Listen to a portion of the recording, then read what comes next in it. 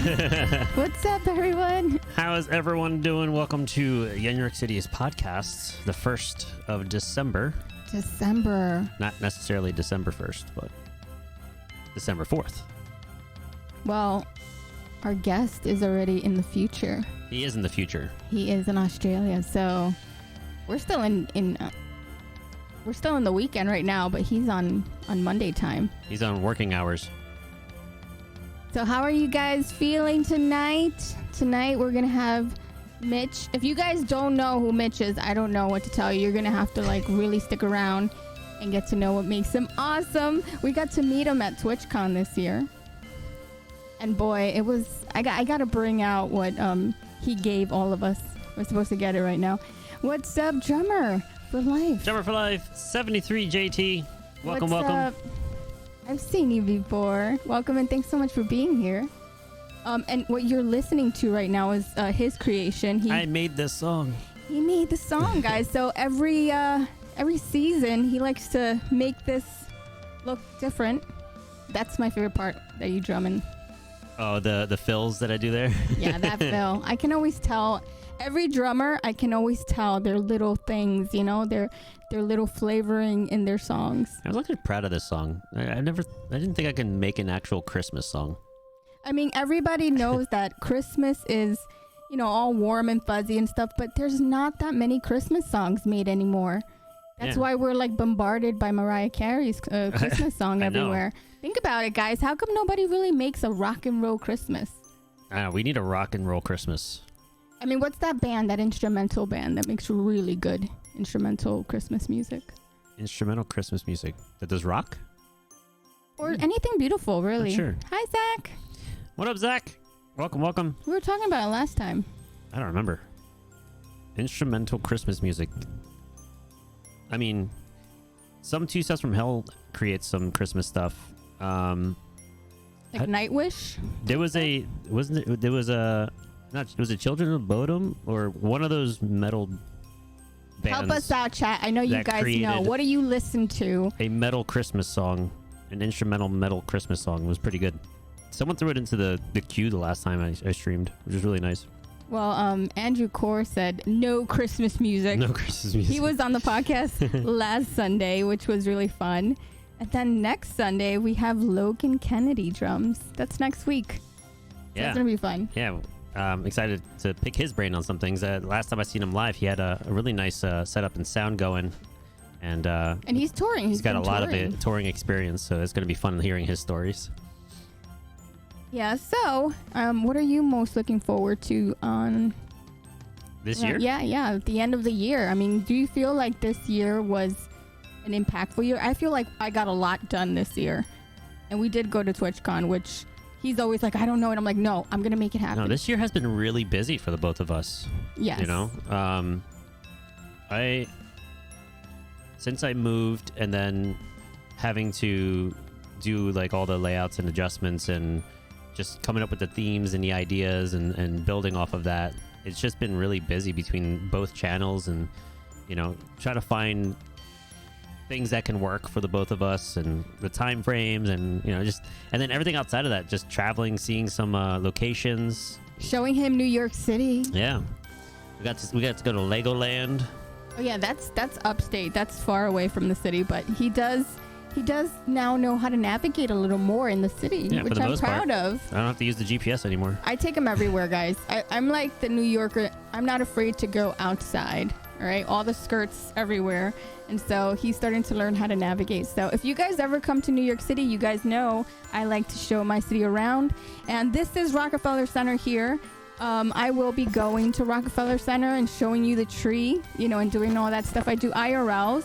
And if you guys just happen to find the channel, my name is Yen. I'm from New York City, born and raised here in New York City, baby, and I love my city. So if you're not following me and you like to see more of the city, I do IRLs, and I do meditation and yoga streams also, because I'm a certified yogi here in New York City. So if you guys like health, wellness, restaurants, I like to go to restaurants. We got a lot of ramen spots, so you'll see us hanging out and we're ramen fiends. Yes. And so it's always fun. So there's always something for everyone. And then Luna here is a drummer himself, and he streams. And we also have a project and music in the works of Sky Museum. So if you guys don't know Sky Museum, it's a project with not only people that we've collabed here, with people in other parts of the world, like Joshua Wu. He's from London. And we got another single coming out in the beginning of next year. So that's going to be exciting. So this whole channel is basically based on having people from around the world that are Twitch streamers and musicians, and that we get to actually get to know them better and see what makes them awesome. Yeah, and I'm totally excited for this guest today. You know, we've been talking about getting him on for quite some time, and we finally have the opportunity to reach out and say, hey man, would you be interested in being on the podcast? And he was like, hell yeah. Like most drummers let's do this. are like the best people. They definitely are down and always are like willing to be on the podcast. So I've always been happy to have the drum fam here at the podcast, because I think mostly this year we've had 80% of them have been drummers. I don't know, maybe I'm biased. I don't want to be, but you know, I mean, you're with one, so I mean, the heart of the song kind of is works. the drummer, you know. And I love drummers. Hey Raven, thanks for coming in. The real Eat My Pixie Dust follow. Thank you for the follow, Raven. Thank you for the follow. Unforgiven, thank you for the follow. Hey, welcome Austin. in everyone. Austin, welcome. But yeah, if you guys are enjoying this and you want to catch more streams like this, be sure to hit that follow button. But for right now, the man of the hour. You want to go and you want me to do it this time? Yes, I think you should. And he's from Australia, and I love my Australians because you guys are the best. I love you. Well, we're gonna talk more about it before I start going on in a tangent. Yeah. So, Mr. Mitch Bruzzese, are you ready? Are you ready for me? I sure am, guys. All right, let's do this. Get him on the screen and let's hear him rock out our first song of the night. Let's do this. Hold on now. Before you go, can you sing once more the song you played the night we first met?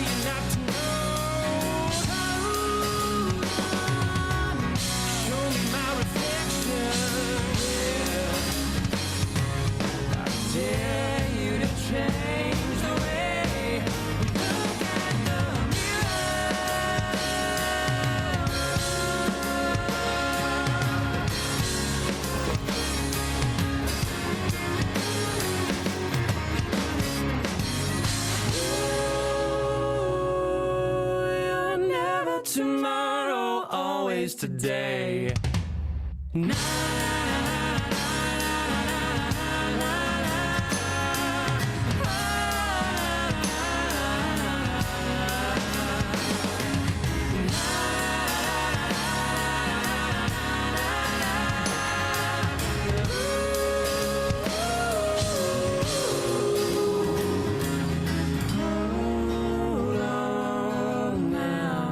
Before you go, can I see once more?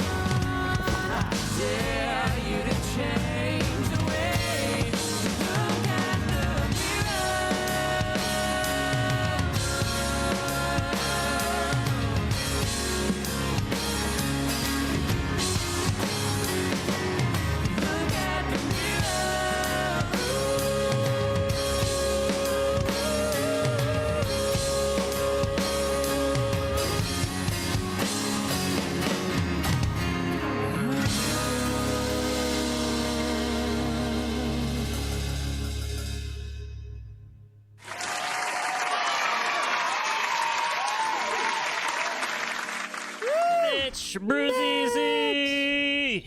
What's going on, friends? What What is up?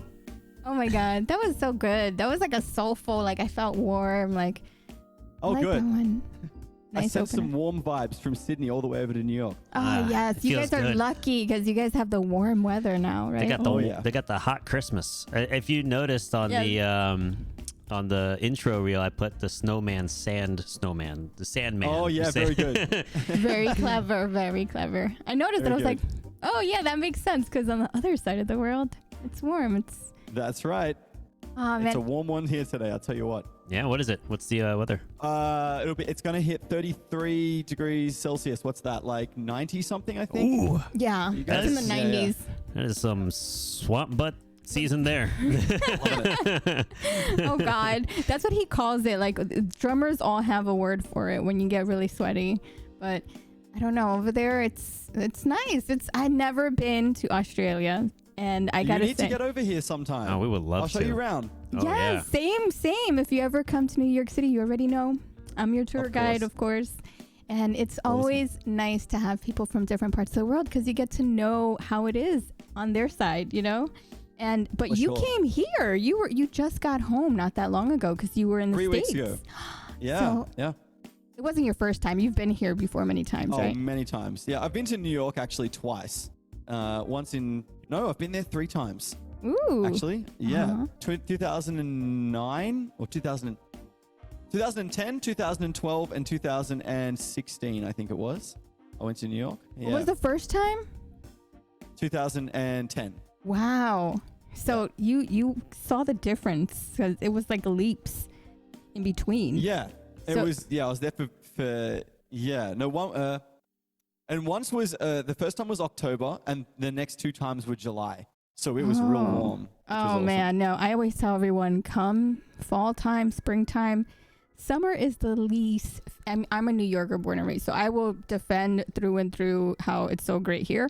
But summertime is the worst time to visit. I enjoyed it. I You had liked fun it. though? You had fun? Yeah. Okay, Yeah. because in the city it's different. Like it depends on what part of New York City. Like if you go to like the middle of the city, if it's really humid, no, it's the worst in the city because you have like all the traffic and you're just like bombarded with different smells from restaurants and it's just not the best. But Sure. you know, I mean, it's definitely not a tropical season to come here. So, but Australia is a different kind of vibe. What part of Australia are you from? Sydney. Born and Oh. raised Sydney. Wow. Yeah. Gorgeous. So what's your favorite part about traveling to the States? The travel part or being Because in the States? it's really long. Just to get Yeah. here is how many hours? It can anywhere between 12 and 15. So it Ooh. depends. I don't mind the travel. I think you have to what's the word I'm looking for? You have to just give in. You have to think, okay, that's it.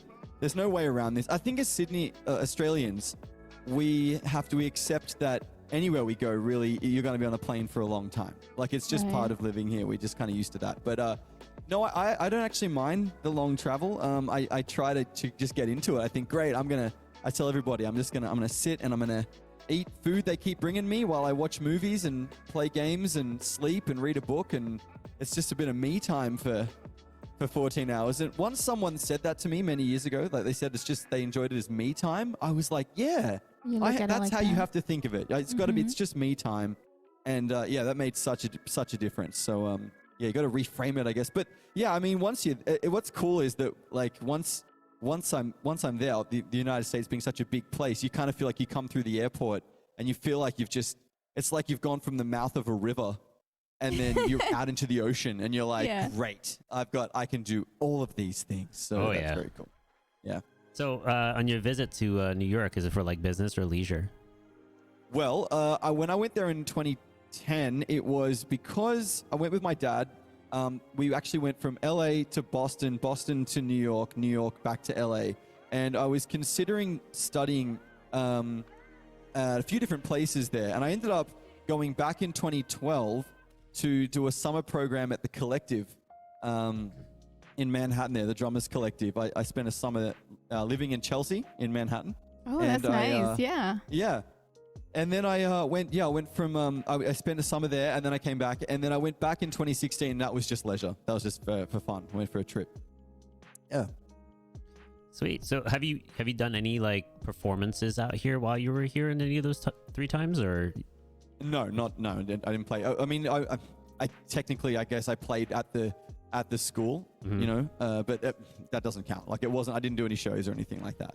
I know this past year you were doing something with Roland, right? Yeah. So I'm a Roland Artist, and when they knew I was coming out, you know, post COVID, there was a lot of things I wanted to do, and a lot of people I wanted to meet that I'd met over, you know, over that lockdown period. There was a lot of people on Twitch and other places I'd met online, and I kind of wanted to go and meet everybody. So I head over to LA and Southern California into Orange County in May this year. And then while I was there, before I left, Roland Australia contacted Roland US, even though they're the same company, but there's different arms of that company. They let them know that I was coming, and they said, you know, great, yeah, we'll do some stuff while you're here. So yeah, just before I was there so I was in the States for 5 weeks. Then I went over to London to play with a band from Sydney that I met I met the band over there. So they all went from Sydney. I went from LA. We did the shows for 2 weeks. I went back to back to LA, I should say. And then spent another 7 weeks there, finishing what I started doing. And then went back to Sydney. I was here for 2 months. And then I went back over for TwitchCon, where I saw you guys, of course. Yeah. And then I went across to Washington, DC, and then into West Virginia to do a short course there. And then after that, went back to LA and did some stuff with Roland, and then came home to Sydney. So it's been a pretty crazy year. He was on tour this year. It was nuts. Wow. But it was fun. Did you sleep? I'm glad to be home though. Did I sleep? Did you get The enough advice rest? I was given was sleep when you can. Yeah. Like if you've got an hour and you can close your eyes, sleep then. So that's exactly what I did. The only time was during the flights, right? Yeah, pretty much. Take advantage. Jet lag's the thing, let me tell you. So what was the Roland project? Can you disclose that, or is that something that? Yeah, I can. So, in a nutshell, I can. So, how do I explain this? So, basically, they were launching their new artist center in Burbank, in Los Angeles, and they were literally just kind of designing it while I was there, and they said they wanted to do like a unveiling of it, like open the space up.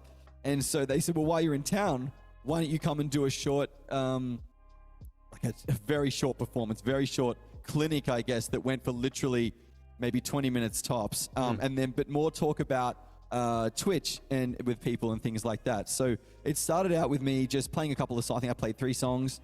And then I went from that into literally a 3-minute talk, because it felt weird to be, for me especially, to be standing on a stage talking. Like, you know, it was like I'd rather just kind of get off the stage and kind of sit with everybody, and that's what I did. So I quickly did a quick demonstration and then sat with everyone and just talked about Twitch and talked about you know, being a musician, especially through COVID, but even and I call it being like a modern musician in the modern world, like how Twitch is an online performance and social media has come into that so much these days. So we talked about that kind of stuff. And then on top of that, Twitch Australia is doing some stuff with me, which I can't disclose yet, that I'm working on right now. And it's going to take me probably at least a couple of months to get it all up and running the way I want it to go. There's, I'm doing some stuff, and Twitch US are aware of that as well. So it's all in its infancy right now. Like we're still getting it going, but there's a lot of stuff I can tell you about, and some stuff I can't tell you about. So insiders. I didn't know Twitch had divisions of like different locations like that. I knew there was US and UK. Roland or right? Twitch? Twitch. Twitch. Well, I meant. Did I say Twitch? Yeah, before? you were saying Twitch US and Twitch Australia. Whoops. I meant Roland. I mean, this man has traveled so much, so I mean, there's we so actually much do have. information. There is both. So Roland US, I should say. Okay. Roland Australia. I'm so sorry. Roland Australia said to Roland US that I was coming. However, there is a Twitch ANZ division. So there is actually, like, we have the Australian, New Zealand partner team and all that kind of stuff. So, and they were aware I was going as well. So, they won't help me. Like they're not anything to do with Roland though. They're very, very separate. Yeah. So, yeah. I was wondering, like, imagine if they had TwitchCon in like Sydney or something. That'd be nice. Or in That New would be York. nice. Or New York. We need East Coast. That'd be fun. Yeah. I would go. Yeah, for sure. They should do that every other year. It's like West Coast, East Coast, you know? Sure. I feel like that would be amazing. So, what was I going to say? I was going to, I think we should actually go back because we really should start from the very, very beginning. Oh, I'm sorry. We're not rating. Don't go anywhere, anyone. So, thank you so much. Hey, Potential Business, thank you for being here. So, how did you even start playing the drums? Because everyone wants to know the very beginning of why did Mitch choose the drums to be the instrument of choice? And if that's the only instrument that you are playing, or do you have multi-instruments? I'll answer the first question first. I started playing the drums when I was 8 years old, and the story goes that when I was 5, I did piano lessons, and I didn't like it. I did it for a year, and I didn't like it, so I stopped doing that. And although I wish now I had have kept going in many ways, but I knew my dad had played the drums for a short while he was a teenager and had a drum kit. So it was in our attic in the house, and so occasionally he'd bring it down, and I knew he had them. And so when I didn't want to play piano anymore, I said to my mom and my dad, I could maybe one day I play the drums. You know, can I play the drums? And my dad said, yes, when you're older. And I said, okay. And then it was like, a year later, I was like 6. Like, Dad, can I play the drums? And he's like, yeah, when you're older. Well, by the time I was like basically 7 or 8 years old, my dad was like, okay, he hasn't forgotten about these drums. Like clearly, man.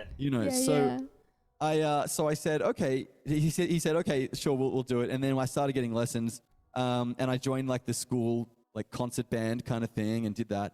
And I basically never stopped drumming right like into so from like my primary school, like grades 3 through 6, and then we go to here. We don't have middle school. We just go from 6. You go to high school, is in year 7, and right through to year 12. So I went to high school, and I just never stopped playing. And what was cool was because I was just doing it for me. By the time I got to like grade 9, that kind of thing, and we had like a music class, I started making friends in the class with other musicians.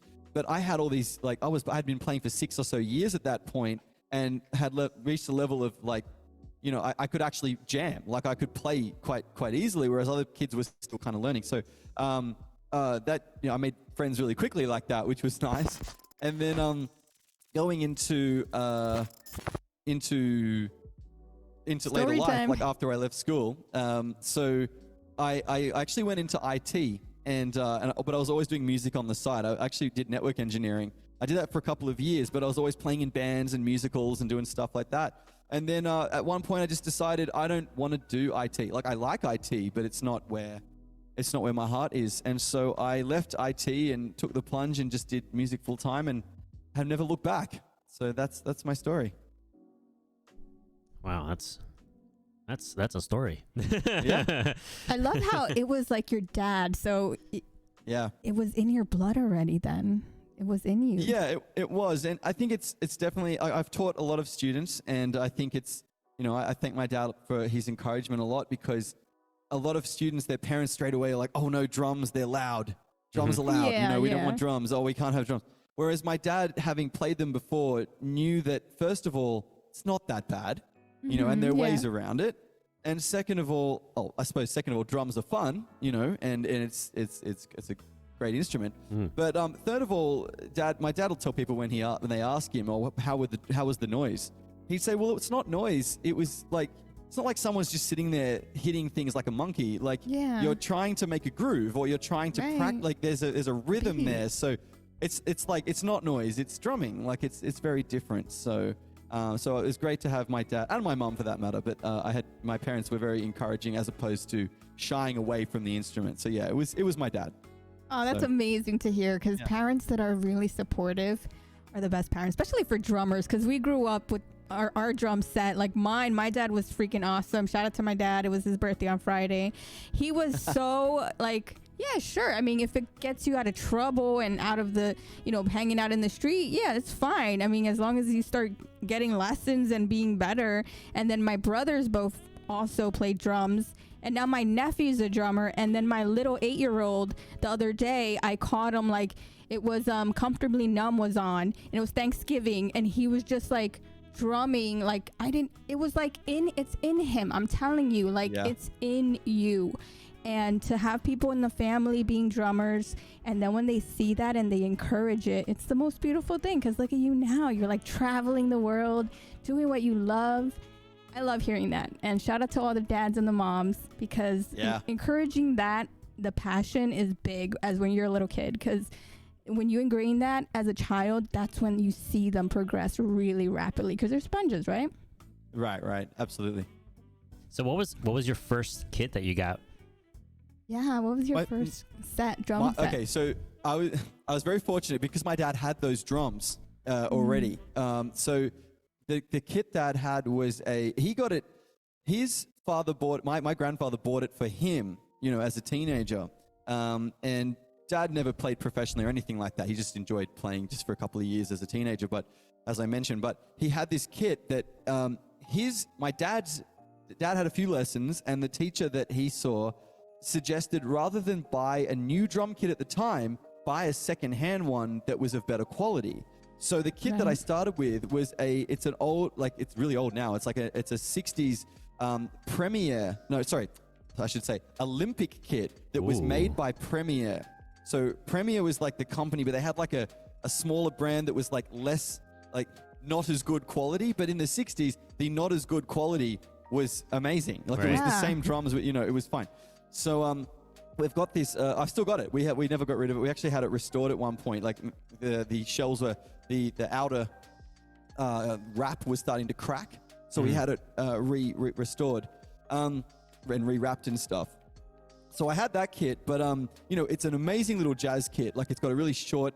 It's got an 20-inch kick drum. Yeah, 20-inch kick drum, but it's quite short, and it's got we've got the original hardware for it, and the throne that came with it is something that you would only use to torture somebody. Like it's so what? You still have the throne? Uncomfortable. Oh, you've got the whole thing, yeah. So amazing. But so I started on that, and then when I was about 14, so I've been playing for about 6 years at that point. I started going to. My dad sent me off to this jazz camp over the summer here. So it was just after New Year's in January for a week. And then I ended up going 4 times. I didn't want to go the first time. That's a different story. But he forced me to go, and I'm glad he did. And but to go to that, he said, it was either that year or the year after. I think it was that year. He said to me, basically, you've been playing for 6 years, and he got me a new kit at that point. So I picked a blue one, and I got a Pearl Export, was the kit that I then played for. It wasn't the most expensive drum kit in the world, but it sounds great. I still have it. There's no way I could part with it. Aww. And so it's now that kit I played live everywhere for the next, probably 15 years. Like I played that all over the place. And it wasn't until about 12 years after that I ended up buying my DW kit that now I play everywhere. So I've retired the export kit. I still have it. It's in this room. It's hidden, but it's here. Yeah, it's behind those curtains somewhere. What's behind the red curtains? Exactly. Yeah. That's awesome. So like it was your grandfather's, then it went to your father's, and now it's yours. Yeah, exactly. Yeah, my One granddad day never in a played drums, museum. but he purchased them. So, that's awesome. That like you carried it on, the lineage in a sense. Yeah, for sure. No, I could never get rid of that either. When you mentioned it was your grandfather's, the first drum came to mind was like an old Rogers kit. Right, yeah. It's part of like during that time frame. Sure, absolutely. It was. I mean, I don't know what Dad's other option would have been if it had have been new. Like, I don't know. It would have probably been some cheap brand. But Dad, as I said, the advice was to get that second-hand kit that was already good quality. Yeah. And so we still have it now. So Yeah, Dad almost sold it once. Oh no! But when I was really, really young, he came this close. And I tell you what, apparently the guy came to pick up the drums, and Dad looked at them and said, "I'm sorry, I can't do this." And the guy said, "I understand," and drove away. Oh, yeah. That is how that could have been the difference between me sitting here right now and not. Wow, Yeah. think about it. Yeah. Thank my dad's decision, their sliding door moment. Yeah. Best true. decision ever to not sell it. He knew. It's like So he good. knew, like He deep knew. down inside, no, you belong here for some You need reason. these. Yeah. Yep. So, Yeah. in your developments, what were the first few drummers that like influenced your playing? First few drummers influenced my playing. That's a great question. Because early on, like when I was a kid, you don't really. I think like when I was in junior school, like is in grade 3 to 6, I wasn't really that aware of the drummers around. It wasn't really. I mean, I think you're probably going to ask me this question at some point, but to do with what I started playing first, that kind of an idea. I would literally just. My dad had racks of of cassettes that he'd made, and I would literally often grab just a cassette. I had no idea what was on this cassette, and I'd throw it in the player, and I'd just play along to anything that I was hearing and just try to mimic what the drummer was doing. So much so that I can still see it in my mind's eye. There was a cassette there that had the word Credence written on it, and for the longest time, I thought the band's name was Credence. Like, I didn't know about the Clearwater Revival part. And I had no idea that and people started saying CCR, and I'm like, what are you talking about? Like, this is way later in my life. So anyway. Yeah. So I used to throw on those and play, but then it was when I got to high school that I started kind of understanding. I think the first drummer most of our age would have been most exposed to would have been like Travis Barker. He was the first drummer of a band that I thought, wow, this guy's amazing. Mitch. Yeah. I think the network it froze. Oh, we can you hear me? Can you wave? Can you? It's catching up. It's catching up. Oh, hang there we on. go. I mean, he is in Australia, guys. Australia to I New blame York. Australian internet. Give it a sec. It's a little jittery. It's trying to get Catching back. up. There it goes. I think we're there. Yeah, we're in yellow.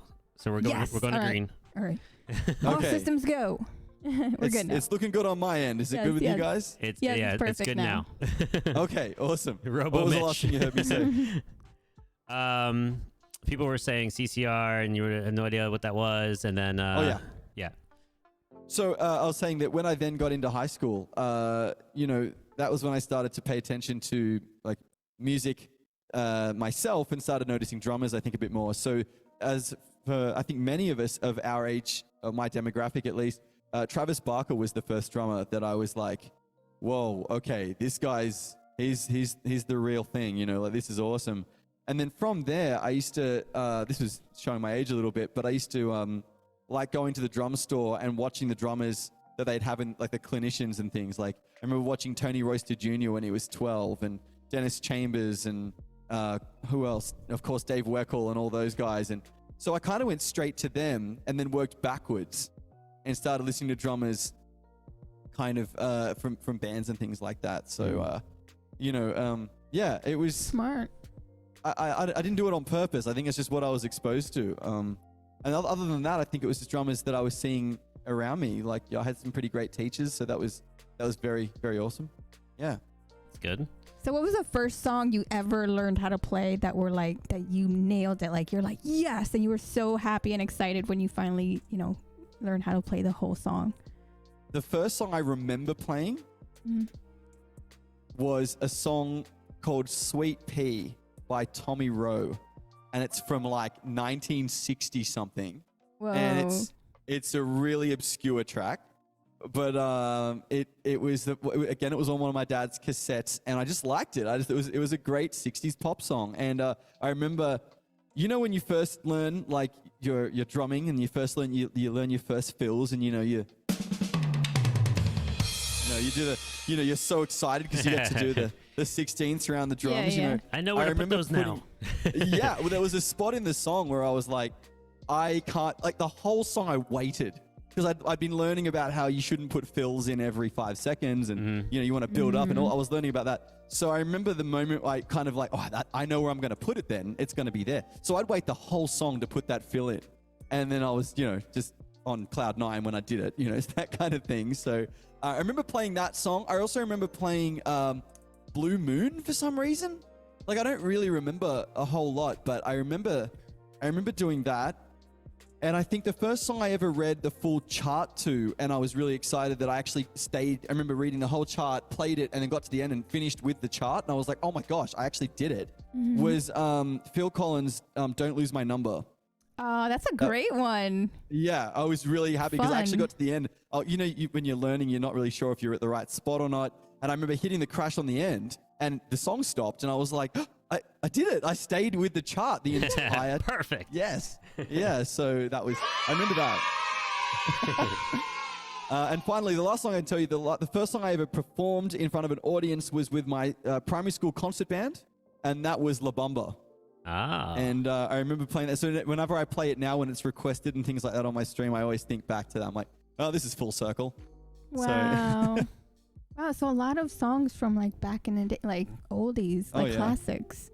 Old stuff. Yeah. But that's great. I mean, that's a foundation right there, a strong one. It was just like, it was a means to an end for me because I could, I mean, as a kid, none of us have much money. So like I wasn't exactly buying records, and it's not like now where people can have a Spotify account and listen to absolutely anything and everything. You remember. So to be able to just turn the radio on or drop a cassette in and play that. I used to record songs off the radio. I remember recording. Me too. Right? And try to play along. So I remember recording Pretty Fly for a White Guy by The Offspring. And I recorded it, and of course the DJ always needs to speak over the beginning and the end of the song. And that was Offspring. Yeah, exactly. So and then you're like, damn it, it's not a clean version. I have to wait until it comes back on again. This was from their first album at this time with like, stop talking.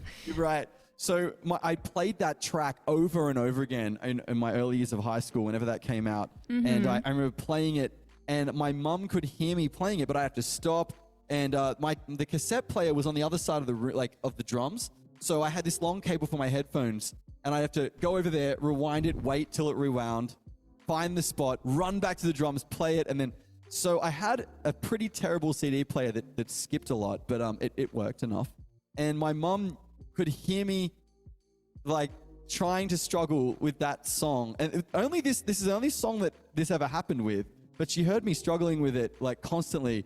And so one day I got home from school, and she'd bought me the single, and it was sitting on my bed so that I could actually put the CD on and put it on repeat, so I could just walk away and like just play it. Like, I love it. And so that was $5 well spent. I still have that single, so thanks, Mom. Thanks for that. So that's amazing. Just the other day I was listening to a song from the album Pay the Man, that song, and one of the drummers, I think it was Kyle from Smash Cab, he's another drummer here. That's one of his favorite albums, like from the Offspring. Nice. Yeah. And yeah, great album. It's a good album. It's definitely one of those albums that it's like all the way through. It's fun to play. Sure. Yeah. Awesome. So we cleared a lot of your history in the past of how you developed yourself as a drummer. Now let's talk about how you found Twitch. Yeah, when did you first decide to go live, and how did you discover that, wow, this is a cool place to stream drums? Yeah. That story starts in 2016. I had just been touring with a band called Critical Hit from the States, but here in Australia. And during that time, I was playing a lot of video game music, because that was what Critical Hit's all about. It's all orchestral kind of video game. Well, they say orchestral rock. It's got a violin and a cello in it and a rock band, basically. So it was awesome. And off the back of that, a good friend of mine said to me, dude, you should get on Twitch. And I was like, what's Twitch? Of course, we all asked that question for the first time. And he was like, he explained it to me, and then he sent me a link. And if I remember correctly, he either sent me a link of flute playing or Vladrek playing. It was one of the two of them. Vladrek, wow. And I remember, and I was like, because I said to him, no one's going to watch me do this. No one's going to care, man. He said no. I mean, it's just Mitch, right? I was like, dude, no one. He's like, I said, what am I going to do? And he goes, you could just practice. And I was like, I'm not just going to practice. Practice like, what? live. You know, like I mean, I know it's a thing now, and people do. You know, it's awesome. I mean, you play anyways, right? Like, why not just pretend it's not there? Exactly. So, and I was like, no, don't be ridiculous. Don't be ridiculous. And then he kept at me. I've got to say, he never let up. And I remember the other person I think he may have sent me was 8-Bit. You know, he sent me Jared as well. And I was like, yeah, look, these guys are great. They're awesome. You know, I'm never gonna get out of here. I'm just some guy from Australia. You know. Yeah. And so I pushed him away, and then finally in 2017, the beginning of 2017, he goes, look, I will eat my hat if you don't do well. Basically, like, come on. Just give this a try, dude. And I was like, okay, fine. And so he's like, you don't have to invest much money. You can. And I remember I was sitting right where I am right now in this very room. And FYI, this is my like garage. Like this is the, you know, like if there's the garage door is there, and Anyway, so this didn't look like anything like this, but the drums have not moved. They're right here. And I had my like C922 camera there. And that's all I had. I had one camera. The curtains certainly weren't here. I certainly wasn't dressed like this. The drums were my old TD20 kit. I had my laptop next to me that was on Struggle Street, you know. I had not even an SM58. Like I had some cheap Shure PG something. I can't remember the model number of the mic going into like not even an interface. Like it was so jank, my setup. Bare bones crazy. In the beginning. Absolutely.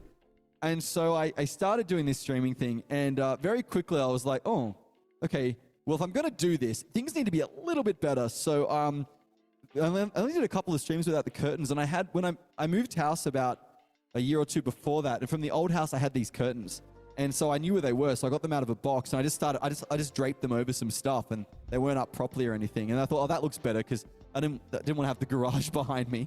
So I did that properly.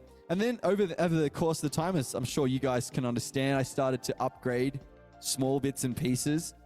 But the truth of the matter is, I did that for 6 months, and the small community that I built, very small community, shout out to any of them who might have been there. I don't know that there's any of those that still exist. OGs, maybe like one. The ones that have been there from the very beginning, yeah.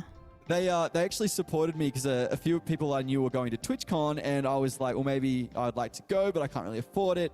And they helped me get there. So I went to TwitchCon that year, but this is where the story turns south for a second. I got back and I was absolutely burnt out from everything I was trying to do with my life. I was working way too hard. Like I was teaching at 3 different schools, and here I was trying to do gigs on the weekend. I was also moonlighting at a restaurant to try to make some money there too, and I was trying to stream on Twitch and have a life, etc., etc. So I absolutely burnt out. And I decided I couldn't do Twitch anymore. And I actually ended up really resenting it. So I stopped streaming I streamed for 6 months in 2017. Then I actually ended up, some friends, like a few of my friends, such as Jonathan, went to TwitchCon in 2018. And they said, oh, Mitch, just come for the trip. Come again. And I said, oh, guys, you know, it's a long way to go. And they're like, you had a good time last year. And FOMO got to me. I didn't want to miss out. Yeah. So I went again. And I remember watching, Jonathan was on a panel, and Seth Drums was there as well. And a few other friends of mine were all up on doing this panel. And they were just talking about stuff. And the bug hit me. The TwitchCon bug got me. And I went, all right, if I was to do this again, what would I do differently? And from that, I know exactly where I was standing at that moment. And I had this vision of my red chair from my library set. And I had this vision of what I wanted the stream to look like very, very quickly. It took me over a year to come up with that concept. So I got back to Sydney, and then I started rebuilding this setup. I upgraded to the TD50, and I just kind of redid some things and started streaming at the end of 2018 on the 23rd of December, I believe. So we're calling it a Christmas miracle. Wow! Yes. From that moment, I haven't stopped, and nice. I think I fixed all the things that I didn't like about streaming the first time around, and the rest is history. So was that the birth of the white collared shirt and the tie? I was doing the white collared shirt and tie before. I was already doing that, and that was a means to an end in a way. It was 2 reasons. One, because it looks nice, but secondly, I hate thinking about what I'm going to wear when I'm going out. When I'm not that. And I know it looks good, so I went, right, that's gonna be my thing, and I never have to think. I just put it on and I can stream. I can concentrate on playing and not worried about it's a uniform. what I'm looking like. Yes, absolutely. Mitch, an office drummer, got us so good because I know as a female, that's the one thing. Like, what? I even asked him today. I was like, what do I wear? So you guys just like, it's like Batman. You just know what you're gonna wear. Opens up a closet. It's like 20 different white collared shirts. Perfect. That is a blessing and a curse, though, because you're right. We don't have to worry about as much about what to wear. But when we do, you kind of go, well, it's a variation of a shirt and a tie, maybe a blazer. Like you've got 3 or 4 options to pick between, and that's kind of your male uniform. Yeah. You know, it's just variations on a thing. Whereas as women, you can kind of go, well, I'm going to accessorize with this, or I'm going to put this with. So I suppose it's that like the catch-22. Because it's that you're overwhelmed with choice at that point, right? Like, and you're like, well, I've got to choose between all these things. Whereas for us, it's limited, but you can win, but with the limitation as well, I think. So. Yeah, I've always wanted to have some form of uniform. And, he's tried a bunch of different things. Even the mask thing. Did you meet him at TwitchCon when he had that big mask? I think you were holding it. I was holding. I wasn't wearing it during the pizza meetup. I mean, you had to eat your pizza. I think you showed us. Yeah. So But I wore it for the first like day or two, and like I never took it off, and I had these like indents in my nose because it was like plastic pieces. But I wanted to have some sort of image, right? I wanted to kind of give a not like a persona, but an outfit. So when I'm on stream and then they see me in public, and that's exactly the way I look, and that's the way I'm presenting myself. And then I was thinking of like maybe I should work on doing more vests stuff. Like you guys got the ties, I can do the vests. You know, do it. Yeah. Try to be a little bit more classy. You know. I'm rubbing off on him, I think. Yeah. So I'm still trying to find my image, but I can appreciate the. You just gotta be yourself, baby.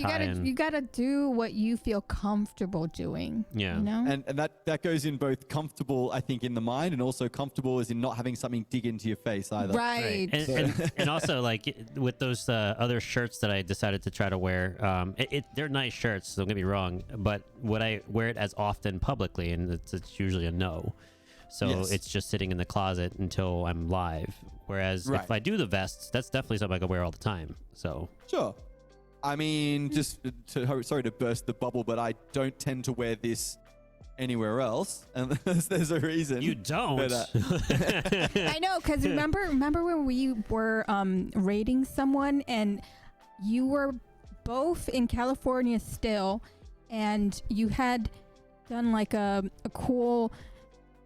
It was Office Drummer. You and Office Drummer did a collab type of stream together in his place. Oh, yeah. And you were there. You guys, it was freaking awesome. I was there. I loved it. And it was really fun to watch you both. And I met you both. And it was like, oh my God, he's still there. Oh, he's rocking it over there in California. And then the next day he had a stream and we went to raid somebody that one of our friend Tufi, actually, by the way, from Australia, Tasmania.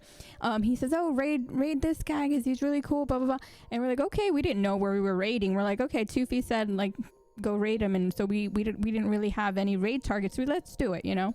So we went, and then the guy's like, oh, there goes Mitch. I know you guys probably care more about Mitch than me, but yeah, he's coming. And then you just popped up out of nowhere. It's like, how the hell did Mitch come from Office Drummer to this other guy's stream? He's spawning everywhere, I said. And then that's Scotty K. Scotty, yes. And then we just like went in blinded, and then we saw you like hop in and go into the back, to stream with him. You were gonna stream drums. And you were wearing a hoodie, and I'm like, this is so strange. Who is that guy? This is Mitch. Don't worry, we won't disclose that you were out of your attire, like your incognito and stuff. So it was pretty fun. It was nice. So how was that like? You had a lot of collabs, and also you performed a few times while you were in California. Yeah. It was fun. I was trying to fit in as many things as I possibly could, knowing that, after traveling so much this year, the chances are that I won't be traveling for many reasons, for a little while. I like to think that 2023 I'll travel again and go maybe some other places. I don't know. But it's kind of like it was exhausting, but it was like, I want to make hay while the sun shines a bit. Like while I'm in town, I want to see as many people as I can, because once I come back here, it's not viable. I can't just pop into a friend's stream over there. I've got friends here as well. I mean, for example, I haven't told my community this yet, but tomorrow I was supposed to be streaming with Jonathan Ong. We're doing it next week instead because something's come up, and it's going to work much easier for us if we do it next week instead. But anyway, so I've got a few friends here, but let's be honest, there's a lot more streamers, say, in the US than there are in Sydney. And so it was like, well, these people I'm here now, and I really want to do these things with these people while I possibly can. I tried my best to see as many people as I possibly could. I'm pretty sure I met with everybody that I had intended to meet with. So that was awesome.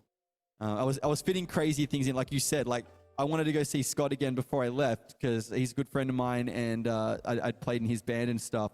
And so I knew that was going to be my last chance to pop into his stream, which wasn't far from where I was staying in Anaheim. So, I was like, well, I have to go now. Yeah. And so I think that was after I'm fairly sure that might have been the night, was after the Roland event that I did. No, it wasn't. That was a different one. Hang on. I went from somewhere. I got an Uber. I remember getting the Uber there. So it was all a blur. But, everything all clashed into one. I mean, you were like everywhere. I mean, I could just imagine the time frame, because even when we were there at TwitchCon, we tried to squeeze in as many luncheons, dinners, after hours if we could. That's how we ended up having that time with Greggles. With Greggles, yeah. Yeah, right, with Greg, yeah. So it's like you have to really make the most of your time when you're somewhere that you're traveling. And there's a lot of people in California that you met up with. So especially during the time of TwitchCon, because everyone's there. Of course. So yeah, I mean, I can tell you two things on that. Like, just like you said, TwitchCon is so much fun. But as you said, like, you are trying to squeeze everything into every minute. And there was one point, I've told this story a few times. My community's probably sick of hearing it. So hopefully hopefully if they're, I'm going to tell your community, okay? So there was one where I was standing with Jessu. I don't know if you guys know DJ Jessu. No. Just check her out. We were walking around the con, and we were watching something, and then we were there for about an hour, and she grabs my arm and she says, "Hey, Parker's streaming." Parker is another DJ who they do a lot of stuff together. They're both Canadian. They'd come down to San Diego, and I'd never met either of them, so I just met Jess, and I was hadn't met Parker yet. I was hoping to meet her later on. And she grabs my arm and she says, "Parker's streaming right now. Do you want to go and be on the stream?" And I said, Where? And she said, "Well, if it's a few blocks away, we'd have to get a cab." And I was like, okay. And so the next second I'm out in the street, but of course the traffic was absolutely crazy around TwitchCon. So we're now sitting in the back of a rickshaw, the bicycle rickshaw things, and flying up the main street of San Diego. Next thing I know, I'm on Piker's stream, and I'm like, well, I managed to squeeze this in. This is crazy. And so that was really fun. That's exciting. Speaking of Greg, another example, he's squeezing stuff in. So I was in the UK, and Greg is he's about 4 hours outside of London. And so he said to me, "Oh, that's cool. What you do is you jump on the train, and there's like a bullet train that runs up north. And so it's about 90 minutes. It's not that much money. It's fairly reasonably priced. Jump on the train and close your eyes. 90 minutes later, I'll pick you up from the station, and we'll do a stream together." I said, "Okay, great." But that very week, they had train strikes in the UK. And so every second day there was no trains. Now that'd be a little bit like, it's the same thing. Imagine the New York subway shutting down for a day. Oh, that's like hell here. Yes. Right? Absolute hell, right? Mm-hmm. So I said, "Oh, how are we going to, I could either get to him and not get back, or not be able to get there, but be able to get back." So I'm like, what are we going to do? So I said, okay, I looked into flights. That wasn't going to happen. Way too expensive. I'm like, okay, I'll hire a car. So that there were no cars because the cars were already taken because of the strikes. So all I could do was rent a van. So I rented this big cargo van, and with nothing in the back, and like a U-Haul or something like that. Kind of like that, wow. Yeah, just a big So, and I had to, and then instead of being able to sit and close my eyes for 90 minutes, I had to drive for 4 hours north. Jeez. To just see Greg. So it was like we were gonna do this. We were gonna do this collab no matter what. Like, so he was setting it up while I was driving. We arrived. He had dinner ready. We ate. Aww. Next thing I know, I'm on stream, and I arrived at like 9 p.m. or something. So we started at like 10 p.m. and finished at like 3 a.m. Slept, then got up the next day and did another stream, and then I drove back to London the next day. So it was this like you've got to. It was like. This is insanity, but you got it. I've never been this close, and I don't know if I'm going to be this close again. So I managed to get to Greg's studio as well. Take that opportunity. Yeah, I saw that stream. That stream was fun. You guys had a good. Yeah, it was like you guys had a good time. Everything's a blur. Who wouldn't love spending time with Mitch? He's just like, look at him. He can hang out with anyone. And you guys are too sweet. Speaking of, I mean, we ended up going to the after party at TwitchCon. And let's talk about that. How about we tackle that after this song? Let's get Mitch to play a song for us. Oh, yeah. Okay. So we're about a halfway point into our podcast here, and we're going to have Mitch throw us our second song of the night. What was the first song that you played? And the first song was a song called Mirror by a band called The Art of Grace, and I played in that band. Technically, I'm still in that band if they ever put music together again. And so that was recorded in 2014, I believe, or 2012, somewhere there. And so it was one of my favorite tracks to play. And so I was like, let's do something of my own rather than someone else's. So yeah, that's called Mirror by The Art of Grace. This one I'm about to play. I'm sure that's the next question you're about to ask me. Yes. Yeah. Is you mentioned Scott Kloppenstein, so I thought, you know what, I should play one of his. And so we're going to play one of his called The Hilarious. All right. All right, sounds great. All right, let's do it.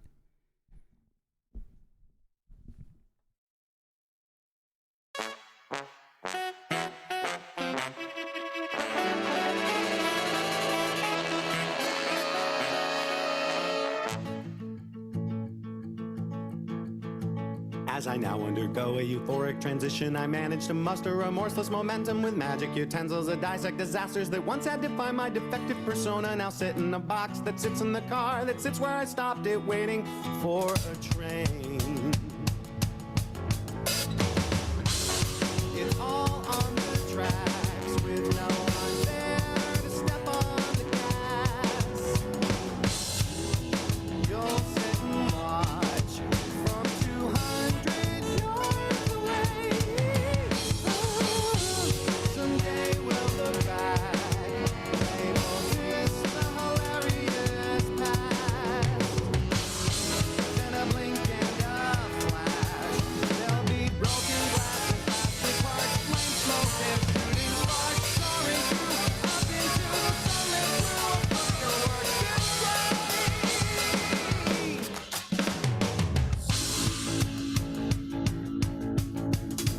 So it seems that the scheme has been thought through. I sought to deliver deliberate, destructive departure of things I don't need to succeed in the future. A spiritual surgeon of scalpel and suture, removing a tumor that's spread like a rumor. All will be better as soon as there's a train.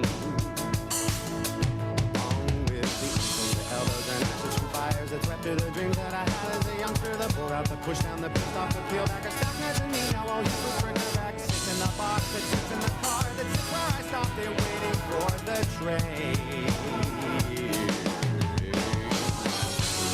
It's all on the tracks with no one there to step on the gas.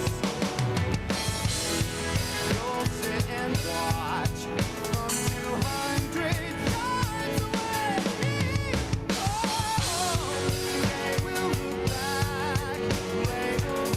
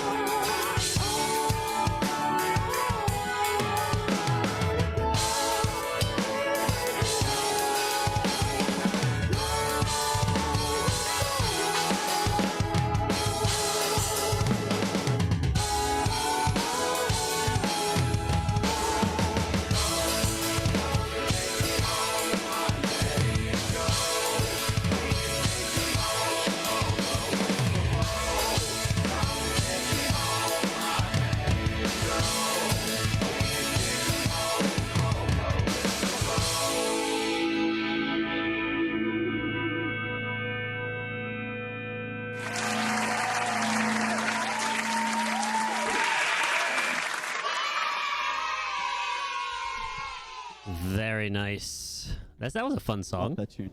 Beautiful. So fun. So fun to play live too. My gosh. That intro sounded really funny. I love it. That's to me that song is pure Scotty Kloppenstein. That's like, it's so great. Thanks to whoever was running the lights for me just then. Oh, that's looking beautiful. at you, Suki Socks. Someone was doing it. Suki, shout out to Suki. Thank you so much for the follow, guys. Hey, Chico, Hedgehog, Kiwi. I see you guys in chat. Thank you so much, Ryan. I appreciate you guys so much for being here. Just so everyone knows, now we're at our halfway mark on our podcast.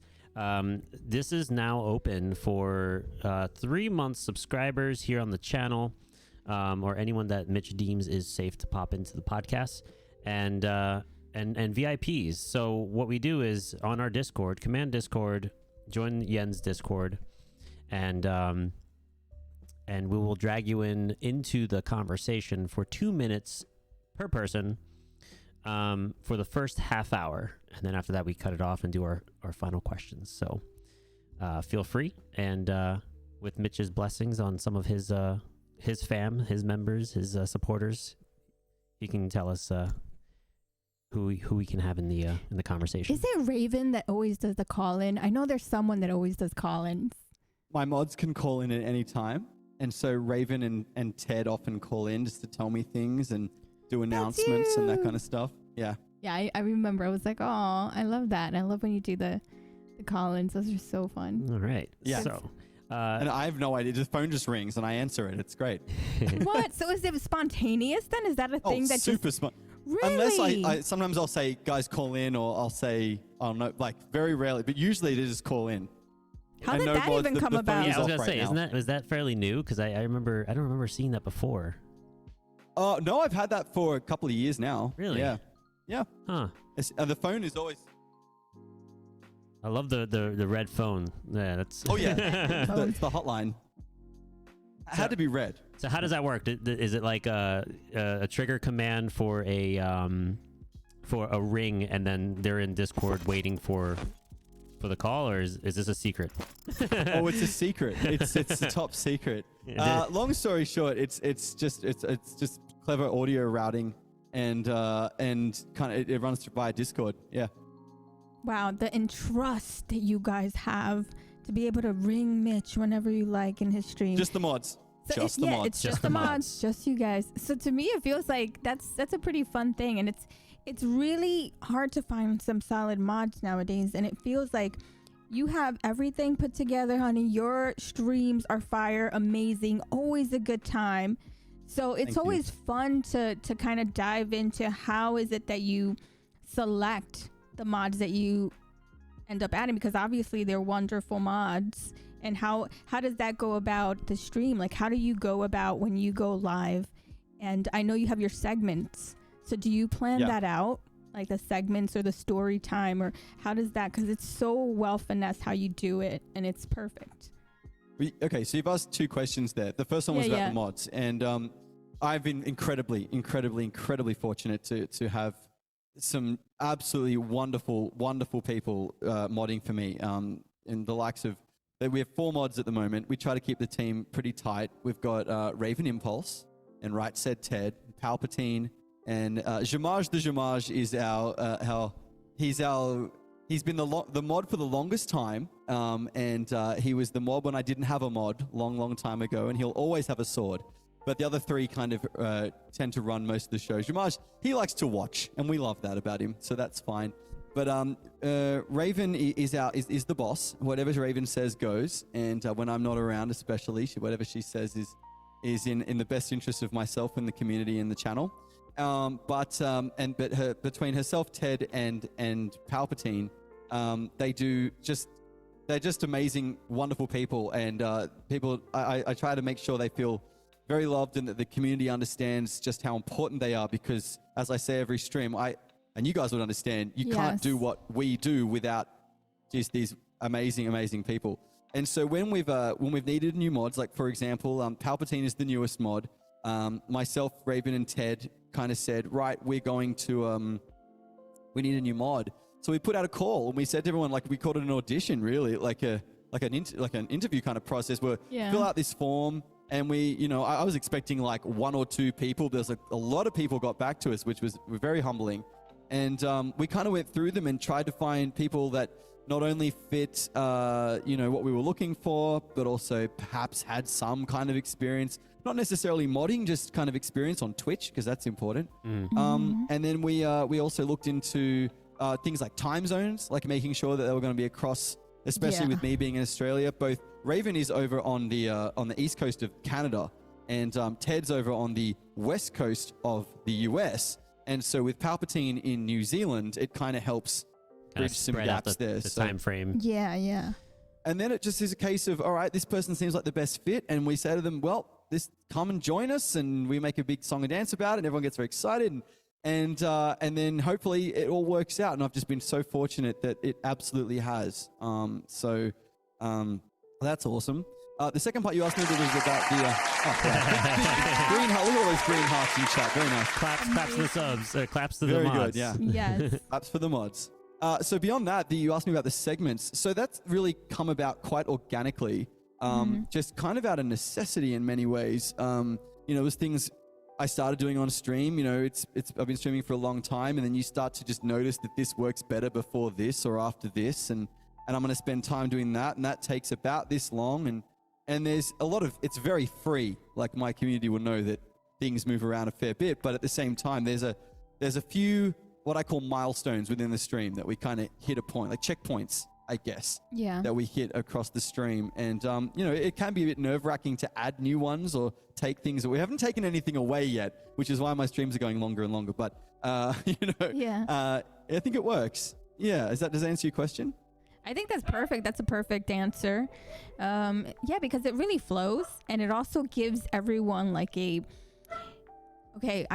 can't wait for this part or this segment. Kind of like shows, like Saturday Night Live is one of the shows that I'm always saying, right? How eventually I want to get to that point where I could have like a big studio, and then I have like a cooking segment for someone, or like a performance segment for someone, and then of course the podcast. So that's my big dream.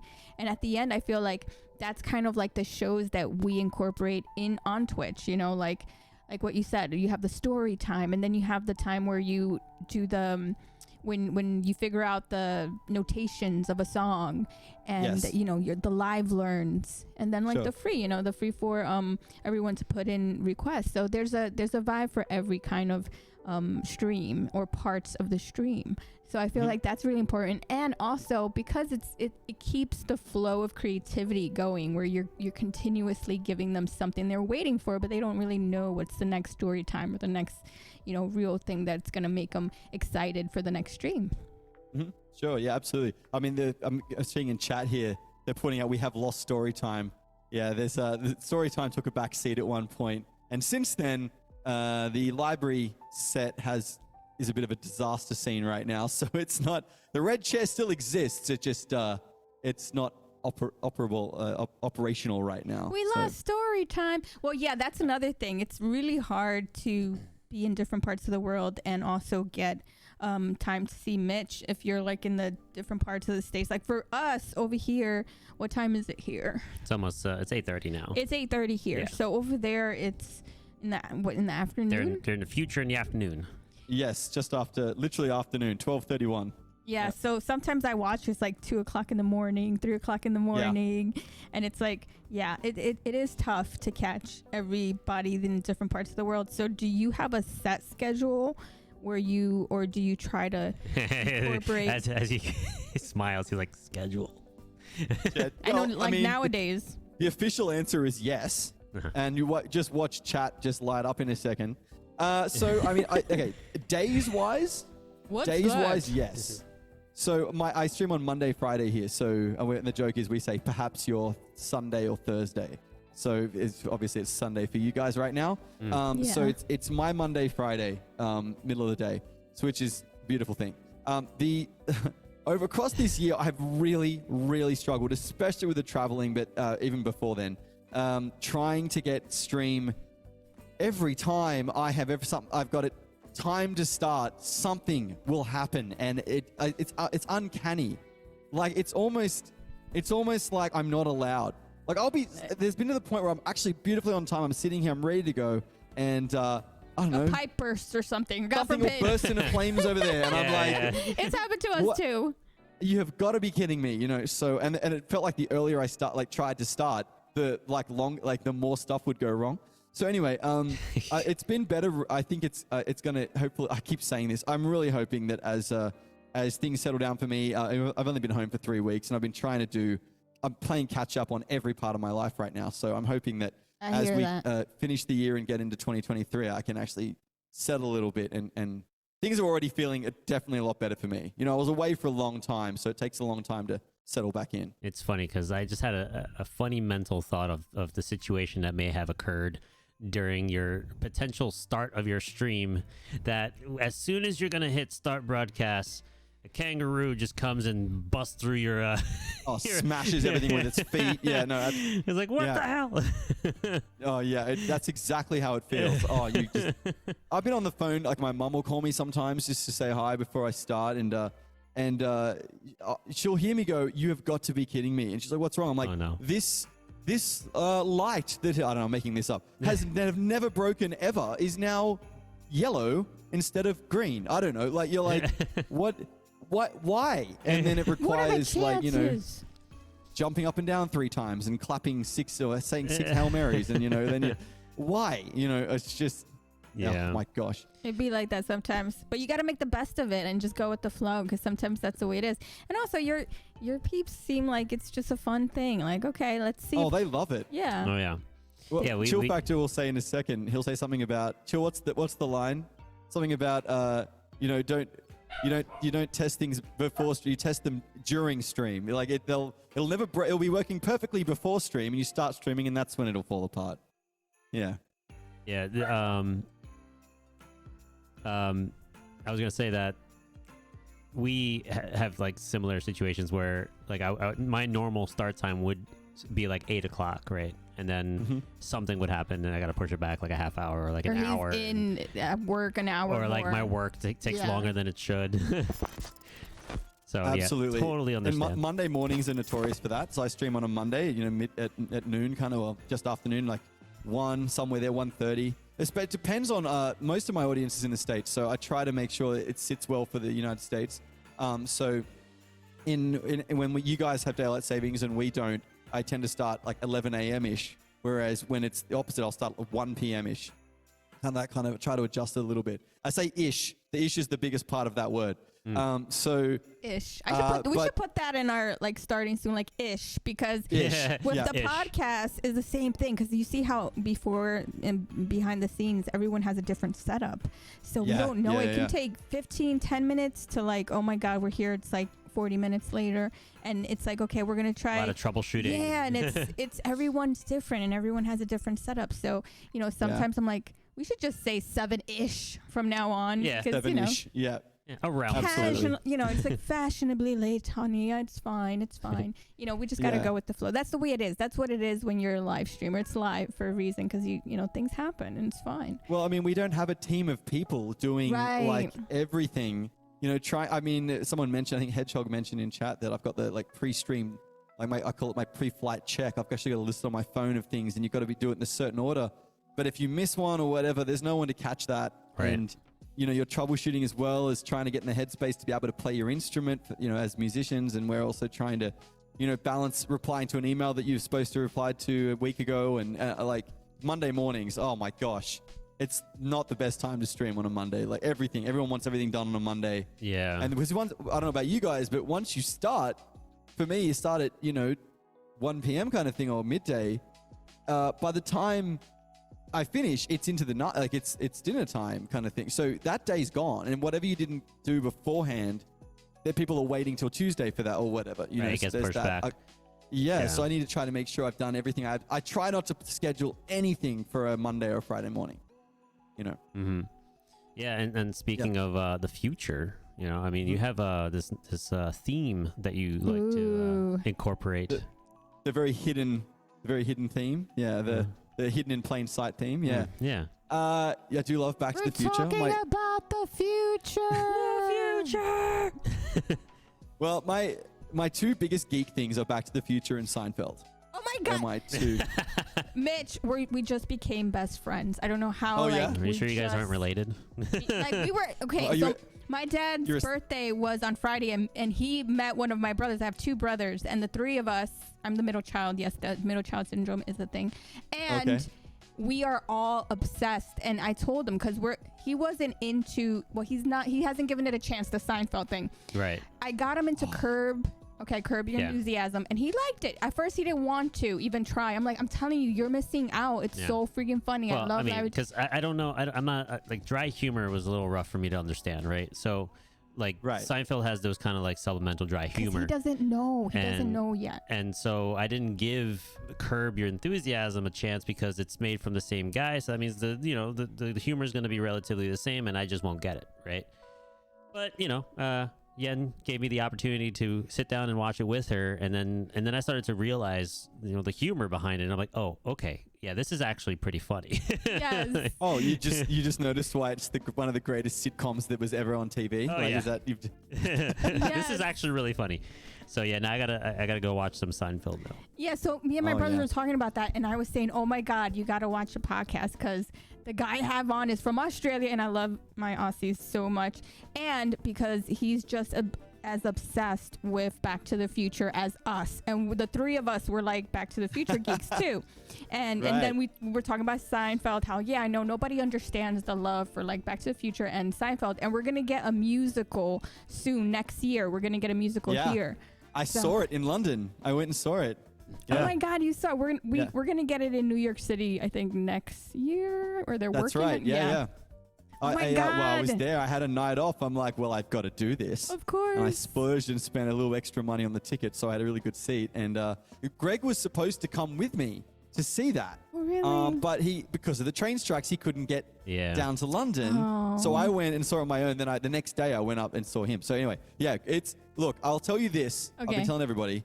It's great, and you should definitely see it. It's enjoyable. But I saw it once, and I felt like, yeah, I don't need to see that again. Like, I'm glad I Really? went.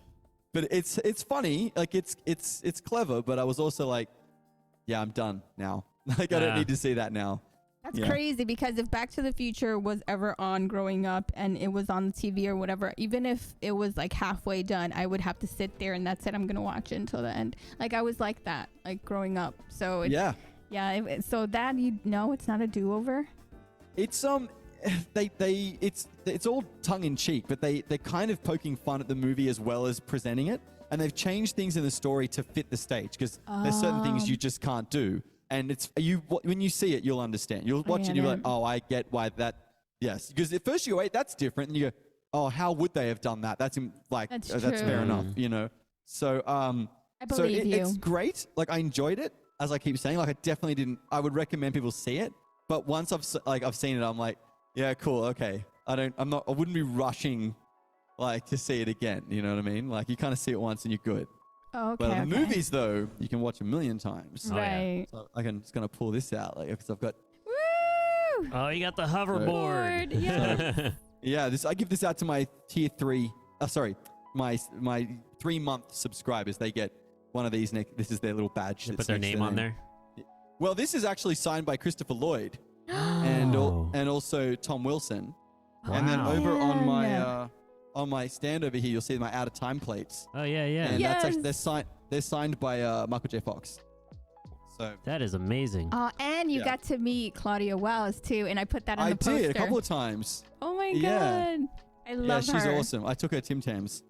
What? Yeah. Yeah, Oh, those speaking Tim of, Tams. he did Yeah. he did bring everyone like boxes of Tim Tams to the pizza party, and he brought a bunch of boxes and we all got to try it. And he also, guys, look, he gave everyone a little koala bear like this. Look Yeah. at that, so cute. He gave everyone one, and it's a keychain. It's a Yeah. little keychain. They were hugging Yeah, they're each pretty other. cool. How Oh, that's right. Yeah, you guys got the two that were hugging each other. That's Yeah. right. Yeah.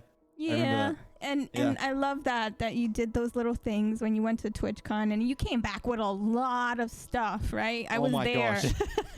So much stuff. Did you have to buy another suitcase? Yeah. No. Luckily, my suitcases expand, so I expanded both of them. And I was actually surprised. This is hilarious. When I went to the States, I took 37 packs of Tim Tams with me. And if they're like, what?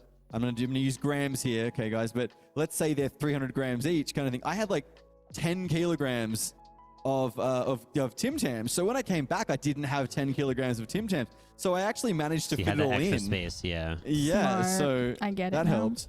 Oh, Unforgiven's also pointing out, he got me this amazing sign for my birthday this year. I'm going to take the thing off it. But it's a DeLorean with my name on it. Ooh, So that sits behind me Aw. too. So that's very cool. Very nice.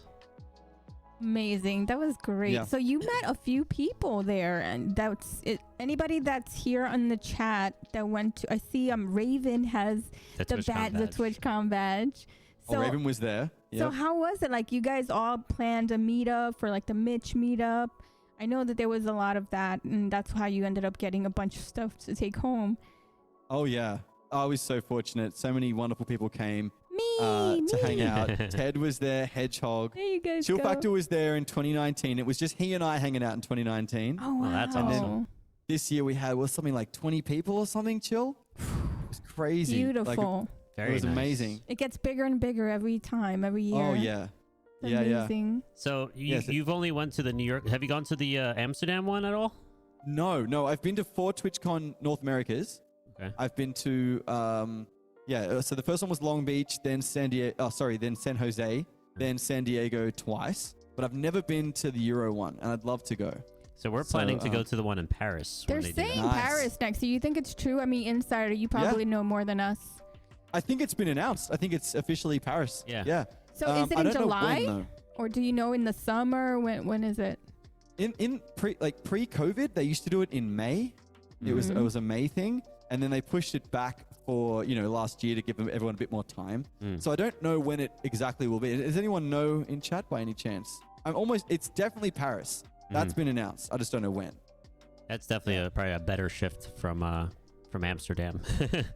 Yeah, I've never been to Amsterdam. I was bummed I didn't get to go to Amsterdam. Actually, I would have liked to have gone.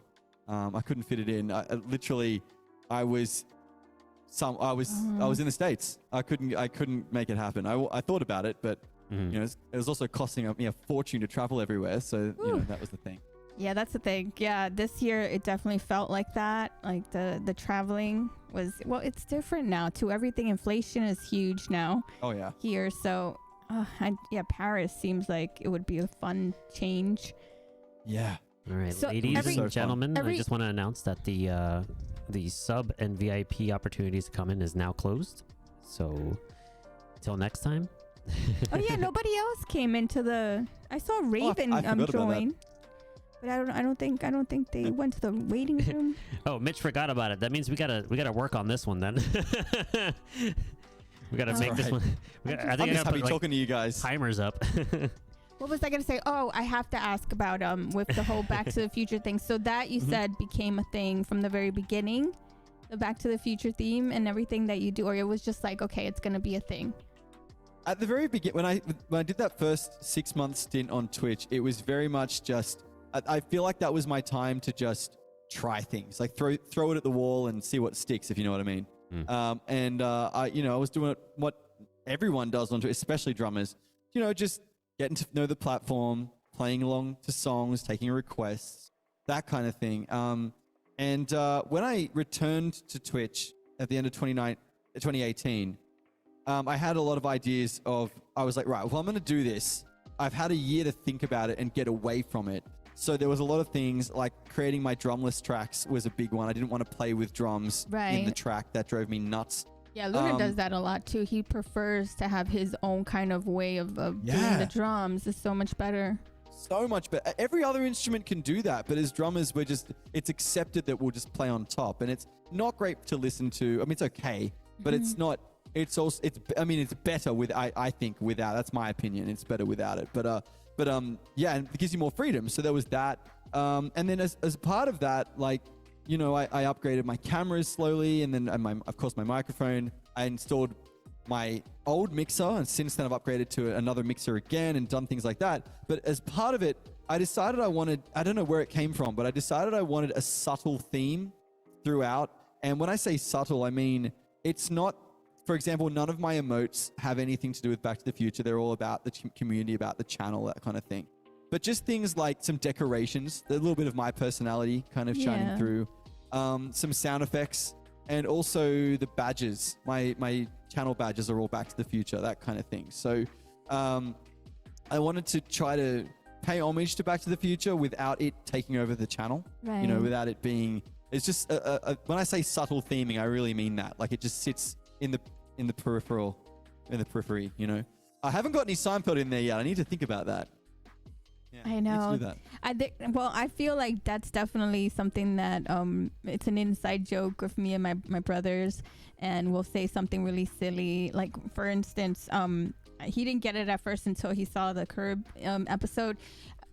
In New York, everything is fast. You get everything like really fast. Our service is amazing. And when we were in San Diego, I don't know if you experienced this, they're super chill. Like sloth, like I'm gonna get you your menu in 20 minutes and then 20 minutes for your appetizers, and it was like, I got coffee, Mitch, and it was cold. Like the coffee was it wasn't even like Luke, it was cold. And I said, I think I got like the wrong coffee or something because it's cold. Like just feel it. And I'm not that type of person. I do not want to look like a Karen or anything like that. It was like literally like, and then she goes, oh, wow. Yeah, this is cold. I'm going to make you a fresh pot. So she goes back into the thing, comes back like 10 minutes later, gives me the same cup. Thank you so much for the... Oh, look at it. It's H.E. Pennypacker. He's gifted a sub to Pennypacker. Oh, thank you so much. That's you get that reference, right, Yen? H.E. Pennypacker? Is that from Back to the Future? That's Kramer's alter ego. Wow, that's amazing. So bitch, it's like I felt like the Curb episode where he puts his nose and he's like, this is cold. Look, I can put my nose in it. And it's nothing. Like, can you do this? I haven't watched much Curb. I'm a very much. I like it. I've watched a bit of it. And I should get into it. But thank you so much. That's hilarious, Pennypacker. But it's if you're feeling that way about San Diego, okay, coffee is good in Australia, so that part won't be a problem. But the service thing, if you think it's slow in San Diego, holy moly, you're you're in for it. Really? Bring a book or something when you come to Australia. Okay, you're gonna need it's. And the further west you go in Australia, the slower it gets. So if you hit Perth, you'll be.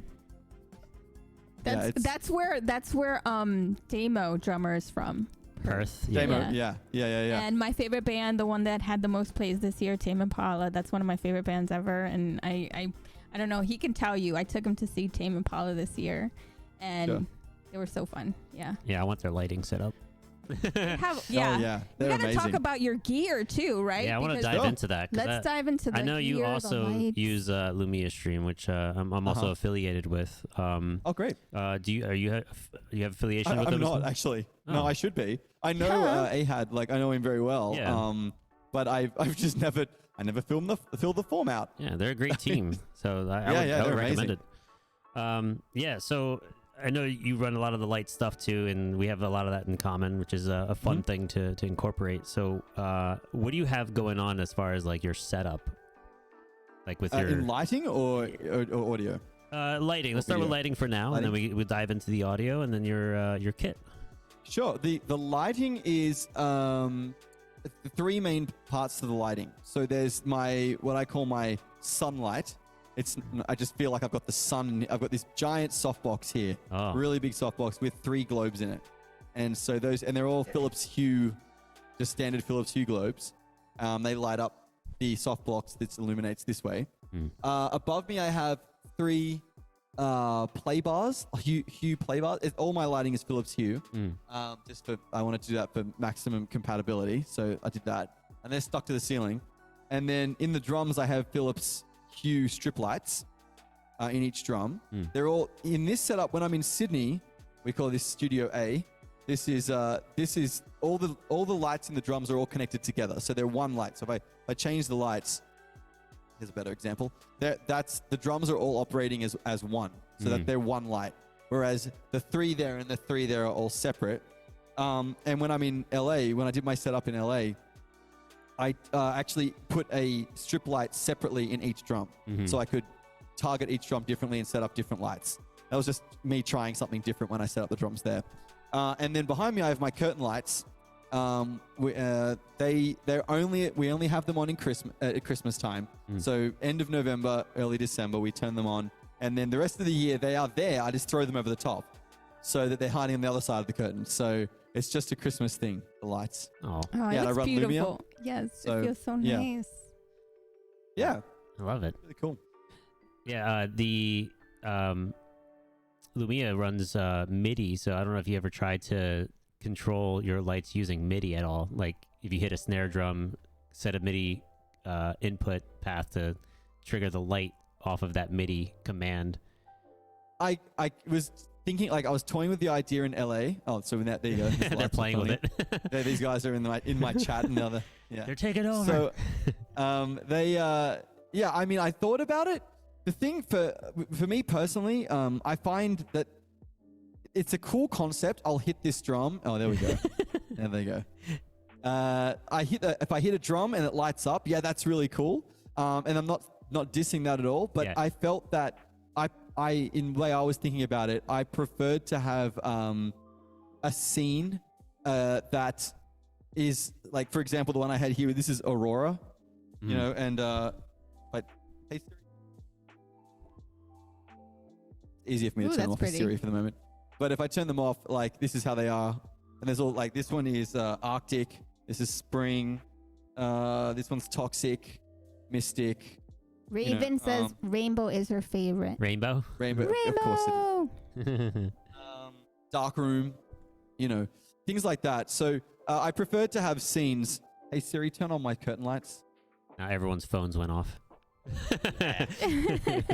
So I prefer to have scenes as opposed to the drums responding to something, but they do respond to a follow or a sub, that kind of thing, or a raid. Yeah. That like there's all things for that. But I felt like it was going to be too much if I started to, like, the MIDI thing is really cool, but one thing I've had to kind of decide, and I say this to a lot of people, is just because you can do something doesn't necessarily mean you should. Right. You know, like, it's a cool thing, but what does it achieve, and do I want that? So, I mean, I'm certainly not against the idea, and maybe I'll change my stance on that at some point. But right now, I'm like, yeah, I'll stay away from the MIDI thing. It seems problematic as well. I So, think also it will add on to the headache of getting things set up and Things working. that could go wrong. Yeah. absolutely. Yeah. I mean, I experienced that. I've done that where I actually plugged in when I was in LA. I forgot that I plugged in the cable to my drum module. And some of my other software started to respond to the MIDI of me striking things. And I was like, what is happening? Like, rip that cable out, problem solved, you know? So it was like, yeah, anyway. So That's lighting. Your tone Yeah. of your drums, is that module based, or is that off of a plugin? It's all module based. So this is my original TD20 drum kit. And I'm hoping, I can tell you this much, I'm hoping in the future that when I'm working with Roland, and they so kindly provided me a kit to play in LA, which was their VAD 506 kit. So here, we're in talks of maybe doing something similar here. Like, I'm in two minds about it. Part of me is happy to play this, and part of me is like, because also it would require me to completely dismantle this to rebuild. Yeah. So I'm not sure how I feel about that. But if we were to go down that path, I would be installing lights again. But right now it's my TD20 that I've upgraded to a TD50. So you can buy a module upgrade pack for your initial, like, your original drums. So you can go, it's the TD50 brain with the snare and the ride. That's what I bought originally. And then since then they released the digital hats as well. So the hats, the snare, the ride, and the module are all new. Everything else is original from my TD20 that's 20 years old, and it's still, these are the original heads on them. They need a wash, but other than that, they're still operating. But yeah, and so all my sounds are coming directly out of the module. When I went from the 20, because when I originally started streaming, I was using the 20 module, and that was going into the VST BFD 3, Big Fat Drums 3. I was using that as my VST sounds. But when I got to the 50 and realized I could bypass that entirely and just run a module as a module, and it sounded so good. And now it's the TD50X, so it's been upgraded. You can firmware update your 50, and the sounds are even better than that. I wouldn't go back now. So I can operate my drums as it's a standalone instrument rather than have to run them through a PC. So yeah, your tone sounds really nice and solid, very clean. I've spent a lot of time like tweaking the drums to make them sound. My aim was to make them sound like my acoustic kit as close as I could. And as that as a benchmark, that helped me, I think, get that pretty close. And so now I'm just happy with how they sound. So you did good dialing that in. Thanks, man. Yeah. And then you said you run them on into a mixer? Yeah, so my audio routing is pretty elaborate here. So I run a Mac and a PC side by side. And if I go to... So this left side is my Mac. Those two monitors are connected to my Mac.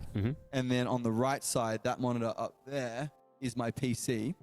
And so they run side by side and quite seamlessly. And then there's the drum module and everything, my microphones, everything like that. They all go into, I'll see if I can get out of the way, into my Studio Live, my Presonus Studio Live 32 SC. That's a digital beautiful mixer. board.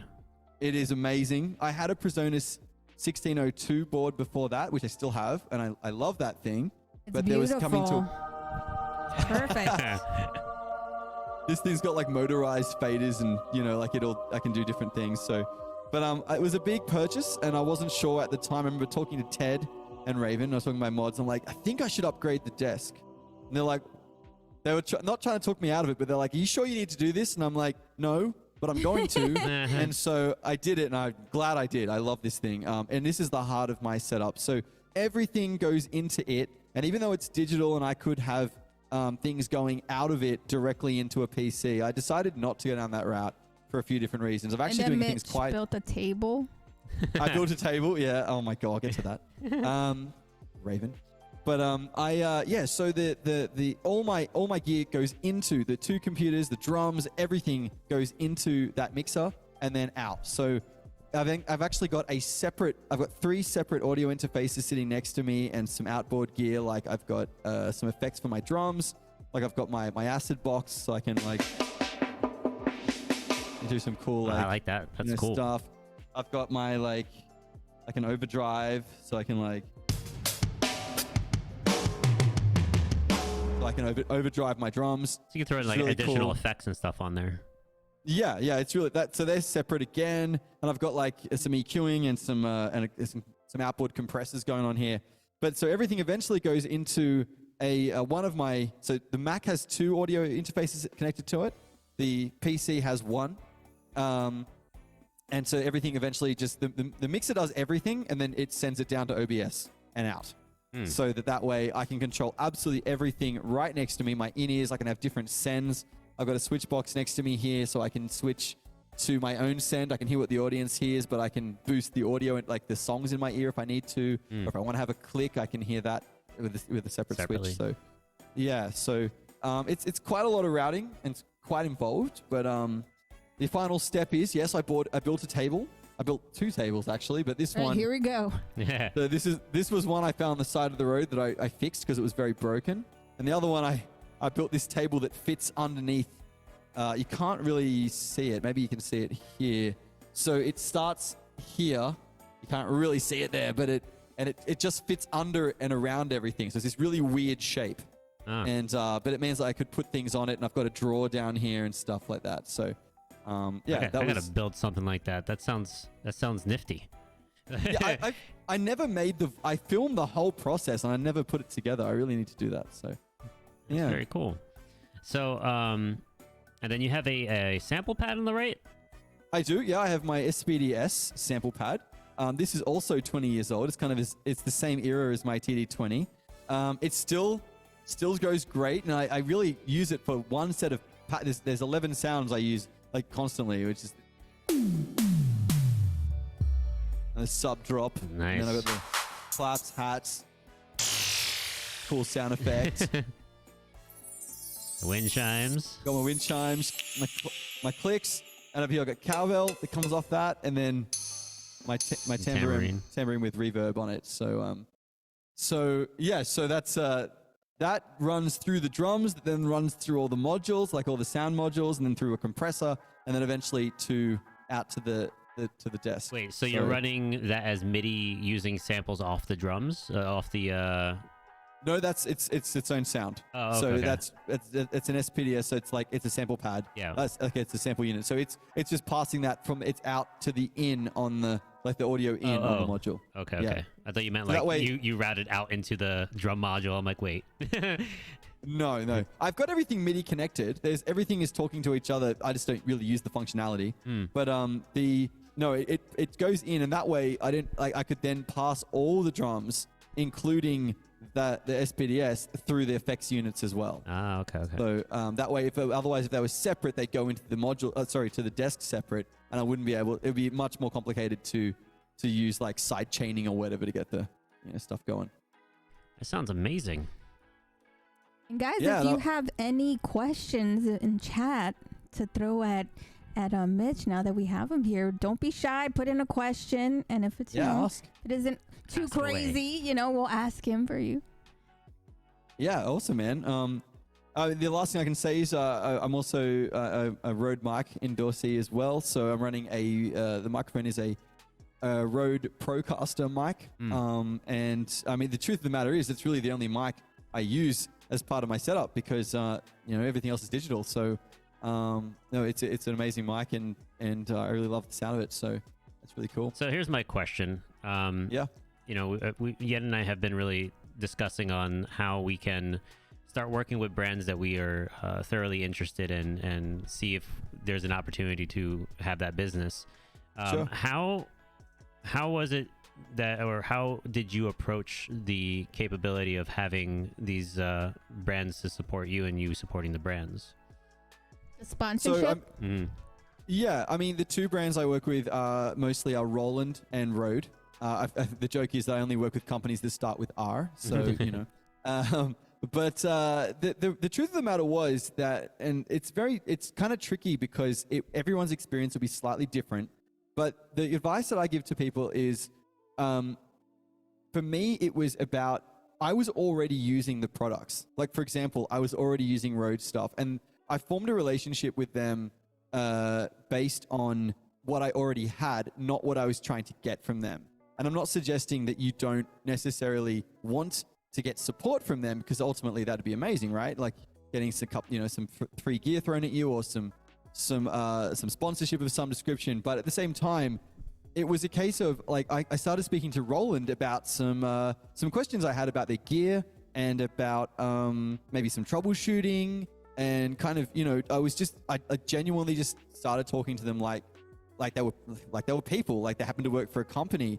And then off that, I just started, like, they were saying, oh, next time you need like this, just give me a yell. And I wasn't trying to get anything from them. Like, in fact, I didn't think I would be able to.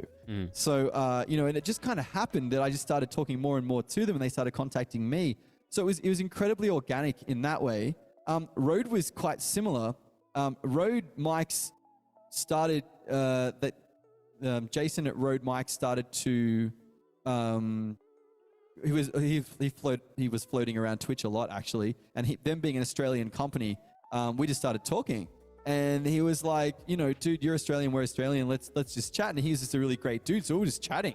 I'm gonna get a little bit crass for a second here, and I'm gonna say the way to describe this. It's crass, and I apologize, but it is honestly the best way to think about it. If someone were to go to a bar and they were looking to perhaps take someone home that evening, to walk up to someone and say, hi, I'd like to take you home tonight, is not going to work as well as if you perhaps struck up a conversation with them and actually get to know them, and then maybe it turns into that, maybe it doesn't. So without going too deep into that, it's the same concept. If you're just trying to get something from them, you're going to have a way tougher time, I think, than just genuinely getting to know, like forming a relationship with that person. Genuine relationship. Yeah. So, and for me, as I said, like I wasn't going to them, or I never really went to them at all to try to get something from them. And then it becomes, once you form that relationship, it's like any other relationship, it's a two-way street. So it's like, okay, well, they may be offering me this, but you've got to think about it as, well, they're a company. What can I be doing for them? Right. And then kind of what you can, within reason, what you put out tends to be like, well, they're going to scratch your back now because you scratched theirs. Like how it's a two-way street. It's a figure eight, right? It's a figure eight. Absolutely. If you're trying to help them, they're going to hopefully try to help you, but they're certainly not going to help you as much as if you're trying to help them. Right. So if you're both trying to help each other, then it works. There's a mutual benefit there, you know? I like that analogy that you threw out there. That made a lot of sense. Yeah, I try to avoid getting too deep, like too crass there, but it's honestly the way it is. I mean, I'm a New Yorker. He's a Jersey boy, so you can't get very crass with, you know. Okay. It's fine. That was a good example. It's true. You have to really ease up and make a relationship. Kind of like when you're a streamer and your community comes over, you're like, give me a sub. What are you guys doing? I'm here. I'm entertaining you. And because I've seen a lot of weird stuff where girls are just there, like, and just talking and chatting, and they expect something. And it's like, well, you guys put your hard-earned experience that you've built over the years to be an entertainer. So you're there and you show up with, you know, your skills, and your setup doesn't just come overnight. You know, you have to start building your setup, and the lights need to be paid, and the bills and everything like that. So it's like things that your audience isn't going to know, or you're not going to tell them, but they're going to appreciate the time that they feel your presence and they feel the interaction with you, and then they keep coming back, and then they might after a while want to throw a sub or something, and then that's how the love forms into the community.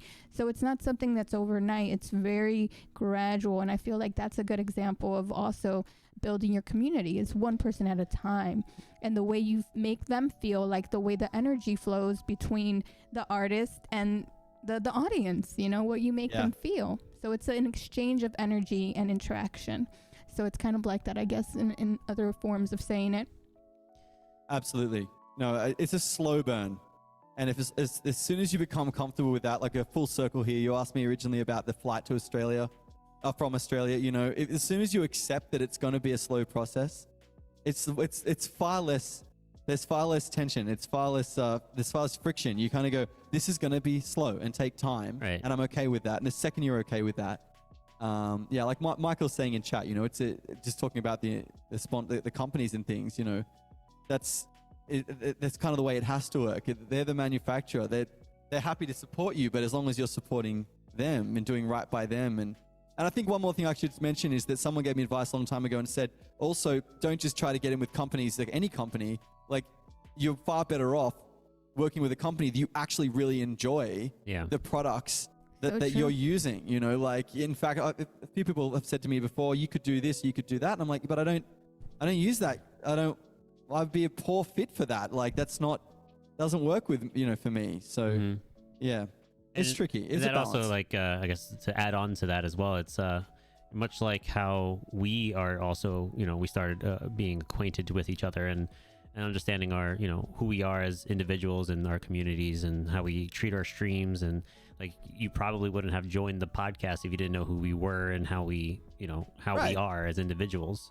Sure. And it was a no-brainer because I'm like, these people are awesome. I've met them. They're lovely. I want to be on their stream. No problem, you know. But if someone comes in cold, you're like, okay, well, I might check you out. I might have a look, but you know, it's and I might still. It was Luna. It was more in the comfort. It was Luna that did it. It's funny because usually it's me that approaches the guest and I invite them. But I was like, I don't know. Mitch is, you know, he's pretty big. I don't know. Get out of here. You know, I was kind of Mitch is a human. No, but then when we met him, oh my God, mwah. I mean, I gotta say, he's like the most beautiful person one of the guys that I've met here on Twitch. And also Michael C. Stone, we got to hang out with him at TwitchCon. Beautiful human being, artist. He got big things coming for the future. So if you guys don't know Michael C. Stone, he's one of my favorite dudes here. Drummer, amazing artist. And Matt Scurfield, another one. Shout out to both of you guys because you guys are quality people, quality drummers. Go follow them, guys. Go see what they're about because they're amazing.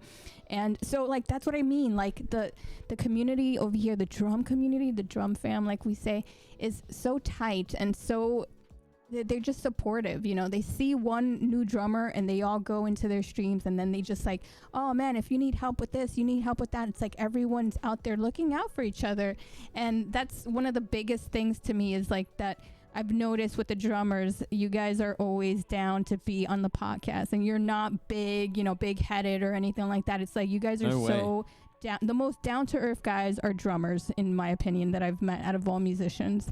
I got to say that. And when we went to the pizza party, because Drum Whispers organized the pizza party, Mitch was there, Office Drummer was there.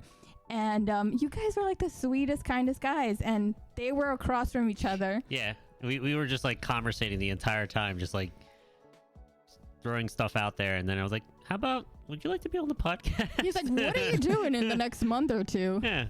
What's your availability like? I was like, when I finish traveling, yeah, sure, let's do that. Yeah. I was like, hey, babe. I was like, okay. I was like, because I didn't go in for it. He did that time. Yeah. So Nice. Well, I'm glad you did. I'm really glad you And I'm did. glad That's you awesome. accepted. Great. It's awesome to be here. amazing. Mitch, you're a pleasure to talk to. I mean, it feels like we've been talking right now for 2 hours. It doesn't feel like it's been that long. It's gone so fast, hasn't it? Oh, yeah. My gosh. It always feels like that with you guys. It always feels like that. So bummed I missed the pizza party. No, but we still got to hang out. That's what I mean. Like, Mitch got to stay a little longer, so he ended up meeting even more people and doing the thing. And it's always fun to see other streamers meet up with other streamers and collab. So do you have any collabs coming in for the next year? What are your plans for 2023? I've got to get to 2023 first. You're closer than we are. Yes. That's oh my true. God, that's true. What's for 14 hours right now? Yeah. It's I don't know. I genuinely I'm looking like I've got some things happening. For example, not tomorrow, next Tuesday, Jonathan and I are going to be doing.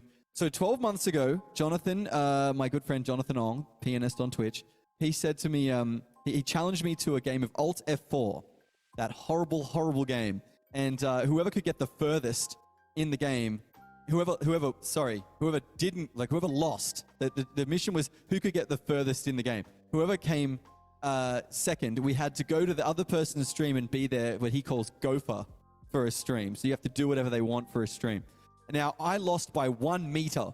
He literally got 1 meter ahead of me. And so I have to, it's taken a year, but we're supposed to be tomorrow. But due to a few things that have happened, we've both worked out that it's much easier for us to do it next Tuesday. So we're going to do it next week. We're going to do that stream. And I don't know what he's going to have me doing, because I'm a bit concerned about it, actually. There's been talks of foot rubs and gardening and cooking, and I don't know. So we will see. That? You guys, I thought maybe, get me some coffee or get me some drumsticks or something. I'm nervous. I don't know about this foot rubs thing, but anyway, so we're gonna do that, and then that's kind of like, that's my last, I guess, thing for the year, like in terms of other than just streaming, and I've got some things ready. The community doesn't know yet, and if they're here right now, they're gonna get a little, inside of it. Okay. That Raven knows what's going on. But there are some things happening. I've got a few little things ready for the rest of the year. I usually have something up my sleeve, so I've got some things to do till Christmas. Then my plan is to take a couple of weeks at Christmas and actually just slow down, and then hit 2023 when 2023 comes along. So I have no idea. Literally my plans kind of end on New Year's Eve, and then it's like, that's next year. We'll deal with that then. So yes. One thing at a time. Yeah. One thing at a time. What about you guys? Yeah, I have to jump in here for a second. I noticed in your little commands that come up there, I didn't know you did tarot reading. Oh, yeah, I do. Chart reading, astrology. I'm really into astrology, sound healing, like singing bowls with the frequencies and the singing. Yeah, I like to mix. Like I always say, like, you can be a metalhead and be all metal, but at the end of the day, I like to get centered, balanced, and also, have that time and space where we can meditate and bring it down. And it's on Mondays. So you know how people hate Mondays? Well, I say, I give you a reason to love Mondays, because we get to melt down, meditate, and manifest the rest of the week so it doesn't suck, together. Right. So I did that because I really like to incorporate that into my streams, like not only like the music, but also the mind and the meditation, and then IRLs and do all the fun stuff and show you around, and let's get some ramen and show you where to go next time you visit New York City. So I like to have, switch it up. Try to promote healthy mindsets. Yeah, and, like that's what I love. And so, yeah, and the tarot kind of goes with the meditation and me being a certified yogi. And, with the whole epidemic and everything closed down, I was like, well, I'm going to go nuts because two of my favorite things I can't do. I can't go teach. I can't go to studios or gyms. Right. And I can't go to shows because my whole drive is like music and sound healing and rocking out. So I can't meet people. And as a New Yorker, it's like that's part of my lifestyle, right? Helping people and music. So that's how this came about. I was like, okay, I have so many friends and they all want to play music and they can't play. So why don't I just bring them on and we're going to do it together and we're going to build together.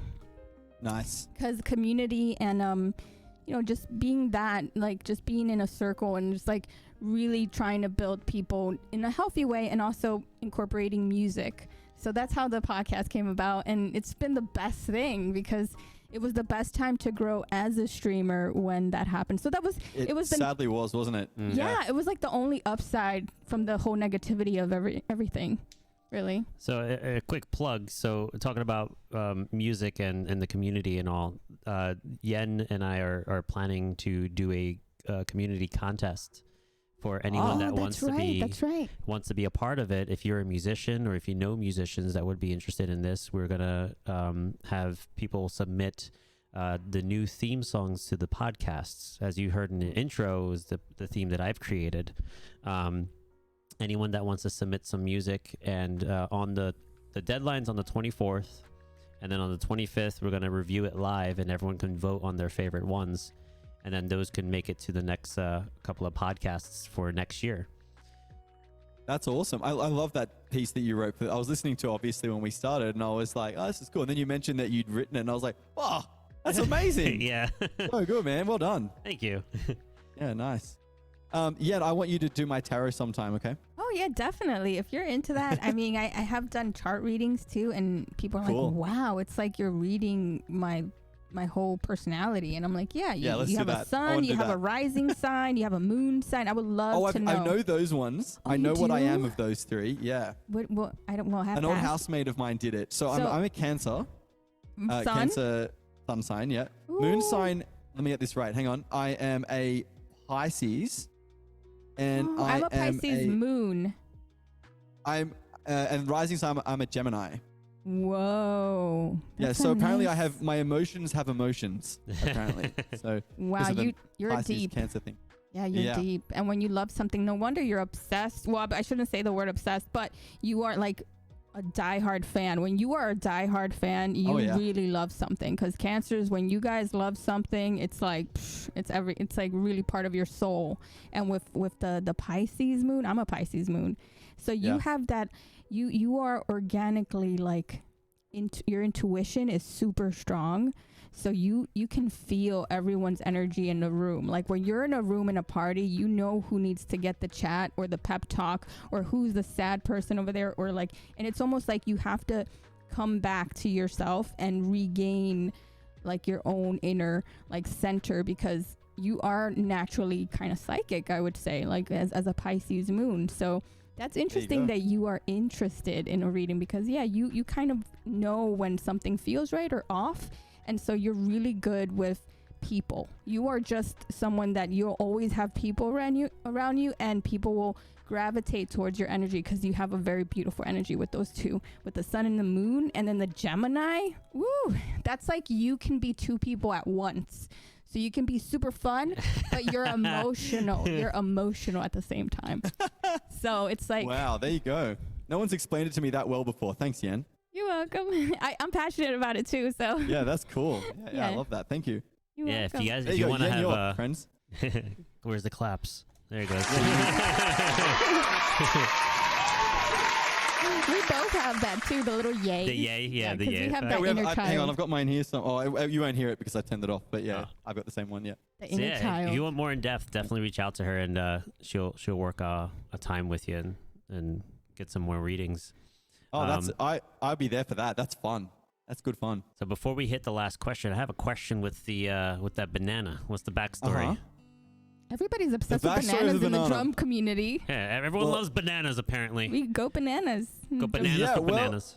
It started, so as you guys are aware, that the whole anything you do on Twitch starts a movement by accident, you know. So when it was early 2019, and I still am, but I was really getting into fitness at the time. I was like really, and I had a personal trainer, and I said to him, man, I get really hungry during my streams, and he said, yo, bananas, they're your best friend. Bananas will be great, really good option. Healthy, etc., etc. So I used to put a banana like here, like next to me on this little table here, and then I'd finish my stream and I'd look down and be like, I'm starving. I forgot to eat the banana again. You know, I did it again, and so my chat started saying you should put it somewhere that you won't forget it, like put it up higher or something. And I, being ridiculous, thinking nothing of it, said I'll just put it here on my microphone, and that way I'll always see it. And so I put it there, and everyone thought that was the best thing they'd ever seen in their life. I mean, it's pretty great.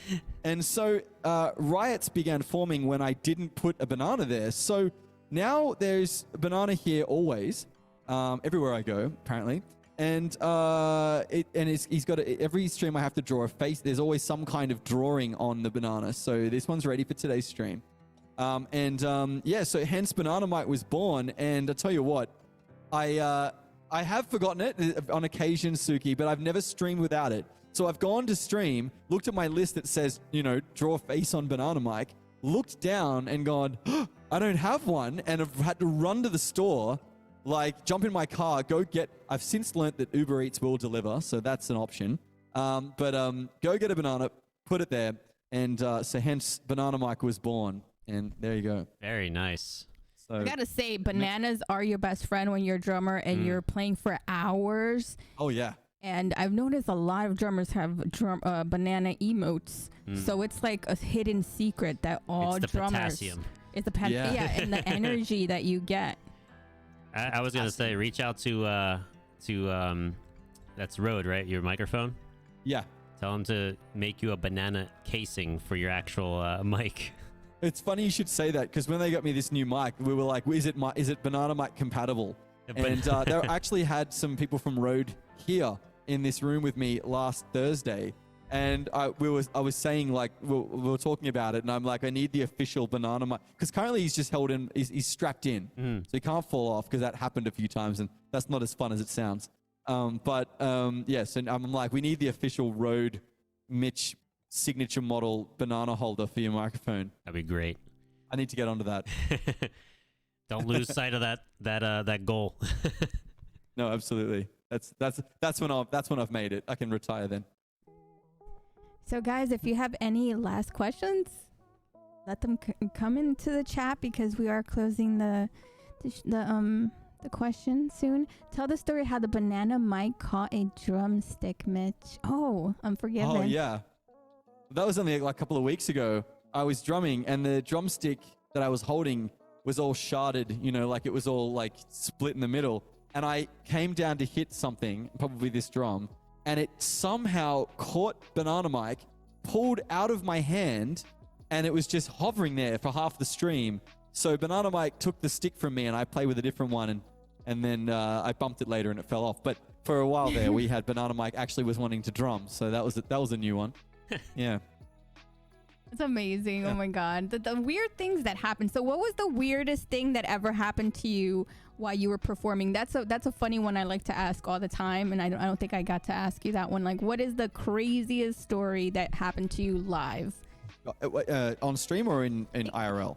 Either both? one, because I know there's some funny ones that people have mentioned on the road that happened to them, like either something blew up or something like really went wrong on stage, like something very outlandish and weird that happened. There's so many, and yet I can't think of a single one right now. Like, I put you on the my spot. gosh. I'm sorry, but you know, it's one of those questions. Because my brain's going to like tech failures and things like that, like things that have kind of gone wrong. And the one thing I can think of right now was like my second gig in the UK was at the what are the races called? The Royal Ascot races, and there was like thousands of people there. And we did sound check, and everything was fine. Then hours later, we went to play, and we started, and I had no click in my in-ears, and everything was to click. And so I spent half the set without click, and no one knew. Oh. So that was pretty good. So I was just listening to the guitarist, hoping because he could hear it, and that was pretty good. But that's only this year. I'm trying to think of things that have. Does anyone from my community think of something that I've mentioned before? I can't think of one. Yeah, they got you. They got a few of them. Unforgiven as a drummer. Oh yeah, Ted's got. He said the drums are too loud. So there have been times, I'm sure you guys, all drummers have experienced this, but it's next level in Sydney. Drums and music in Sydney are not appreciated. Drums are very much, live music is noise. So it's very common to be told, you're at a gig and then they'll say to you, hey, listen, the drums sound great, but could you be a bit quieter? Can you switch to brushes? Can you, et cetera, et cetera. But then there's been times where, like, we've been told, oh, listen, the people playing on the pokey machines, the slot machines, can't hear the slot machines over the band. So could the band be quieter so they can hear the slot machines? Like, that's pretty next level. But the one that was pretty, the stream after this, I was still livid about it. There was this guy, we were playing at a wedding, and the bride and groom have obviously paid for a wedding band to come and play, and we're trying to play this show. And it was just incredibly frustrating because one of the managers just kept taking it upon himself to walk around with a decibel meter on his phone, of all things, not even like a proper one, and he's pointing to his phone as he walks past, trying to tell us that we're too loud. We couldn't have played like it was a 7-piece band. I was barely like at one point I think I stopped. I was air drumming. I was just pretending to play. And there's a lot of those in Sydney that gets very frustrating, but I'm not sure if that's the kind of story you wanted, but it's not the best story, but the decibel guy picks it us. Yeah. Oh my God. If he eventually his shift ended and he left, but I'm not kidding. I was so upset. If he had gone past again, I was literally going to take his phone off him and throw it out the window. I was like, I'm done. Jeez. I don't even care. Like it. Oh my gosh. Yeah, I had a situation like that. There was barely anybody inside the bar that I played at, and the sound guy was like, "You guys sound great, but can you bring it down a notch?" Oh man. Yeah. I was like, "All right, dude." You sound so good, but can you just? Yeah. It's that. It's the friends thing, just bring the hands down. Yeah. Yeah, sure. Let me turn down the dial of my bass drum. Do that for you. Yeah. Oh no. I mean, drums are loud, but at the same time, like I'm already playing very softly. Yeah. The best one is when they tell you the drums are too loud and you weren't even playing yet. I've had that happen. Really? Oh, I was getting a drink over there. It was like, what are you talking about? The drummer wasn't even playing. So anyway. Wow. Yeah. Sorry. I hope that's it. I can't think of anything good enough right now. I mean, that was a good one because it feels like when people go live, it's always like technical on stream that we have to be like, okay, let's not panic. Do you guys hear me? Or like it like live is one thing, but streaming is a whole nother animal because it's always like the little technical things that could go wrong when you're doing live streams. Sure. So you just gotta go with it, like when you're performing, it's different than when you go live on, it's all these people looking at you, right? So which is its own form of being a musician. I try to tell people that. I've had friends want to start on Twitch or have started on Twitch, and we all have to learn it. It's not something you can even explain, but there's touring musicians, there's teaching musicians, there's studio musicians, there's and everything in between. But then there's Twitch music. It's like its own thing. Like it's completely. You still require a certain ability on the instrument, obviously, with all of those studio touring, etc. But there's its own. Twitch is its own thing. It's so completely, yeah. So what are your sticks of choice? I don't think Luna asked you that one. Not yet. Well. That's one thing I would love to work with a brand. I'm hoping at some point I'd like to be able to work with Zildjian. I'm pretty boring. I just play 5As. I usually play nylon tips. For many years I played Vic Firths. I played 5AXs, like the extended 5AXNs. So they were slightly longer with a nylon tip, and they were probably my favorite. But then went through a whole batch of them where they were breaking. I'd play one song and they would break, and it's really, really frustrating. Like they'd snap in two, and so I ended up switching to Zildjian, who are one in the same company now anyway. But Zildjian just 5As, because they don't make if I remember correctly, they don't make an extended with nylon tips. I like the nylons because I find with my electronic drums that the tips on the wooden stick start to shatter, and you end up with this perfectly fine stick with a ripped up tip, and that drives me insane. So it's such a waste. So I go to nylon tips just so I get longer use out of the sticks. And these have been bulletproof. I started with the what's it called, the anti-vibe versions of them, and then I just moved to that was cheaper to get the non-anti-vibes, and I was fine. Is that the one with the metal rods on the ends? Yeah, the rods in the ends. Yeah. So I was using them for a long time, and then I just switched to the non-rod version, and that was fine. And then when I was in the States just recently, one of the housemates I had there was Ryland Steen, he used to play with the Real Big Fish, and he played in Maroon 5 for a while, and now he tours with the 70s band America, and he's such an amazing dude and a good friend.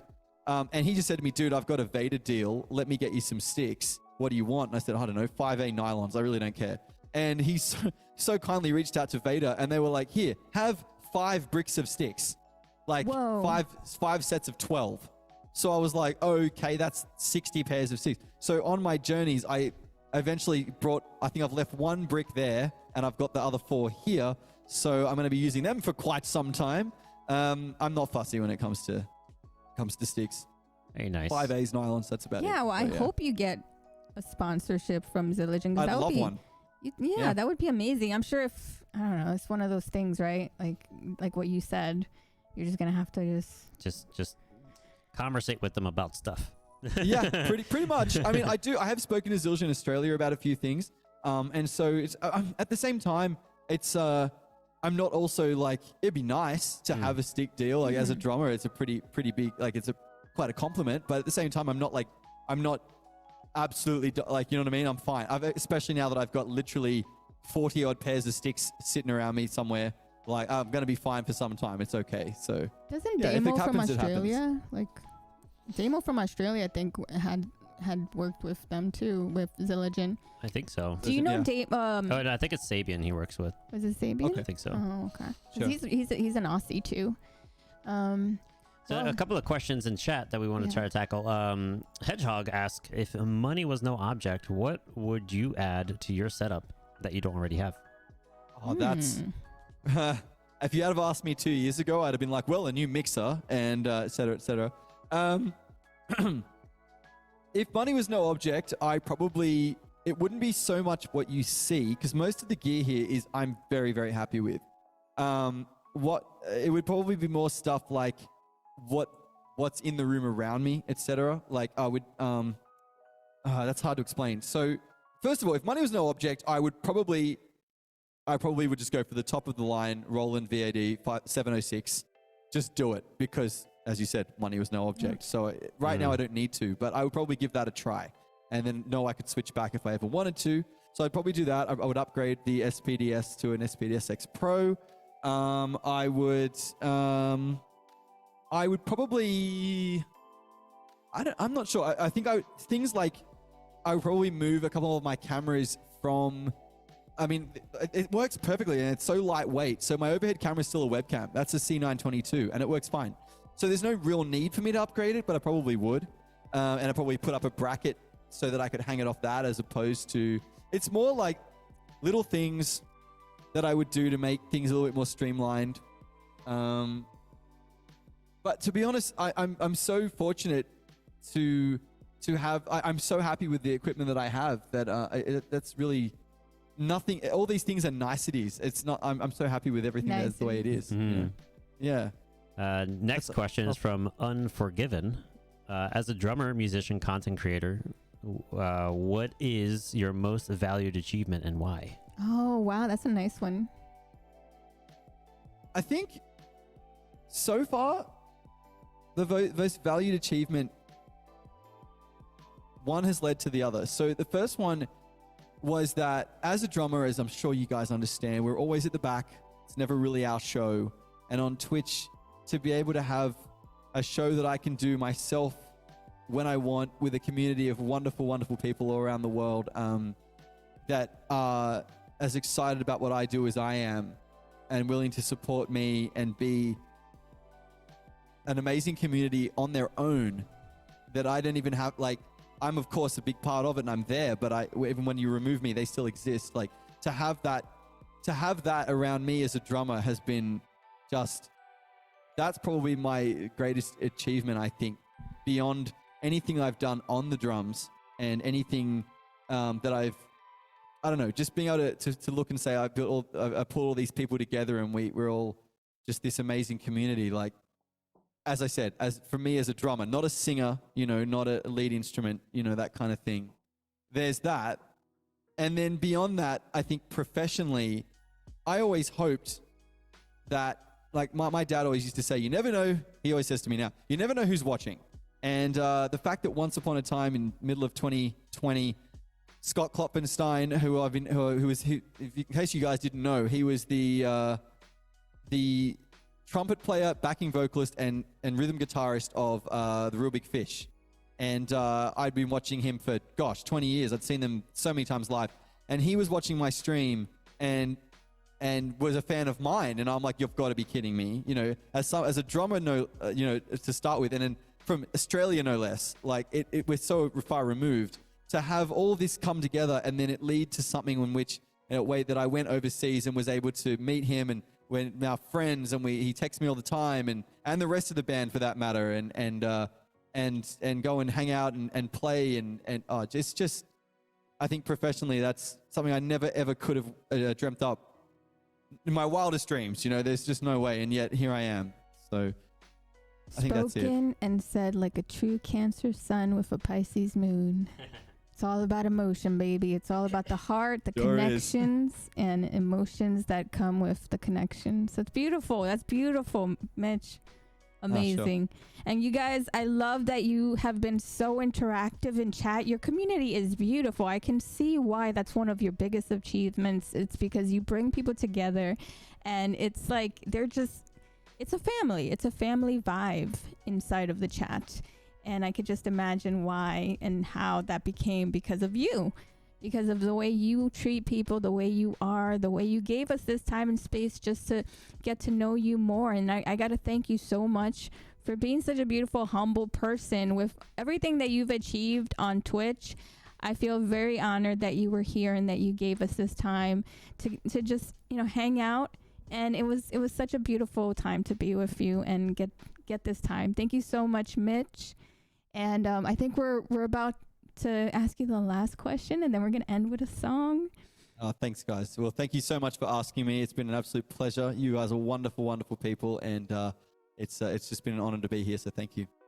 And if you ever come to New York City, you already know 2 people that will show you around. Let's go get some ramen. Let's go tour the town and go watch a show next summer, guys. We're actually thinking of having a meetup here in the city, and it's going to be like a weekend thing, so we want to drummers get together for the East Coast. Yeah, because a lot of people are really saying how the TwitchCon in California is like, it's great, but we have a lot of people on the East Coast that wish there was something in the East Coast. So we're thinking sometime in the summertime, maybe do some kind of meetup and rent a space and just have instruments there so we can play and just have a good time. Mm-hmm. So awesome. If I could possibly be there, money was no object, I would be there. Okay. Yeah, I mean, we're planning on doing Paris. So if you go to Paris, then we'll definitely meet up again. Absolutely, for sure. So the last question of the night, guys, is one of my favorites. It's the soundtrack of our guest's life. So it's 12 songs that describe your life, and this might be very close to your heart, very emotional, because it reflects what you grew up listening to, what you got inspired by, and also what will you describe your life in 12 songs of the soundtrack of your life. So in case you guys aren't aware, these guys did prep me for this question. It's the one question I've been prepped for, so I've got a list here, so that's good. Prepared. And I've tried. A lot of the music I'm going to talk about is stuff that's probably been, I guess, closer to now in many ways. But I'm going to start with some songs that have at some point touch me in a way that have stuck with me. Maybe it represents a time in my life, but it's really a time. It's going to start in my teen years. While I listened to a lot of music, like my dad loved the Beatles and things like that. I could talk about that, but I wanted to start with music that I wasn't me listening to my dad's music of the Beatles. It was my, like, I loved those songs for reasons that are special to me. So it kind of starts in my teens. And the first one that I could think of was a song called, it's by Blink-182. It's off Enema of the State. It's called Going Away to College. And when I hear that song, it just makes me think of high school and my friends and, me discovering drums, listening to Travis Barker.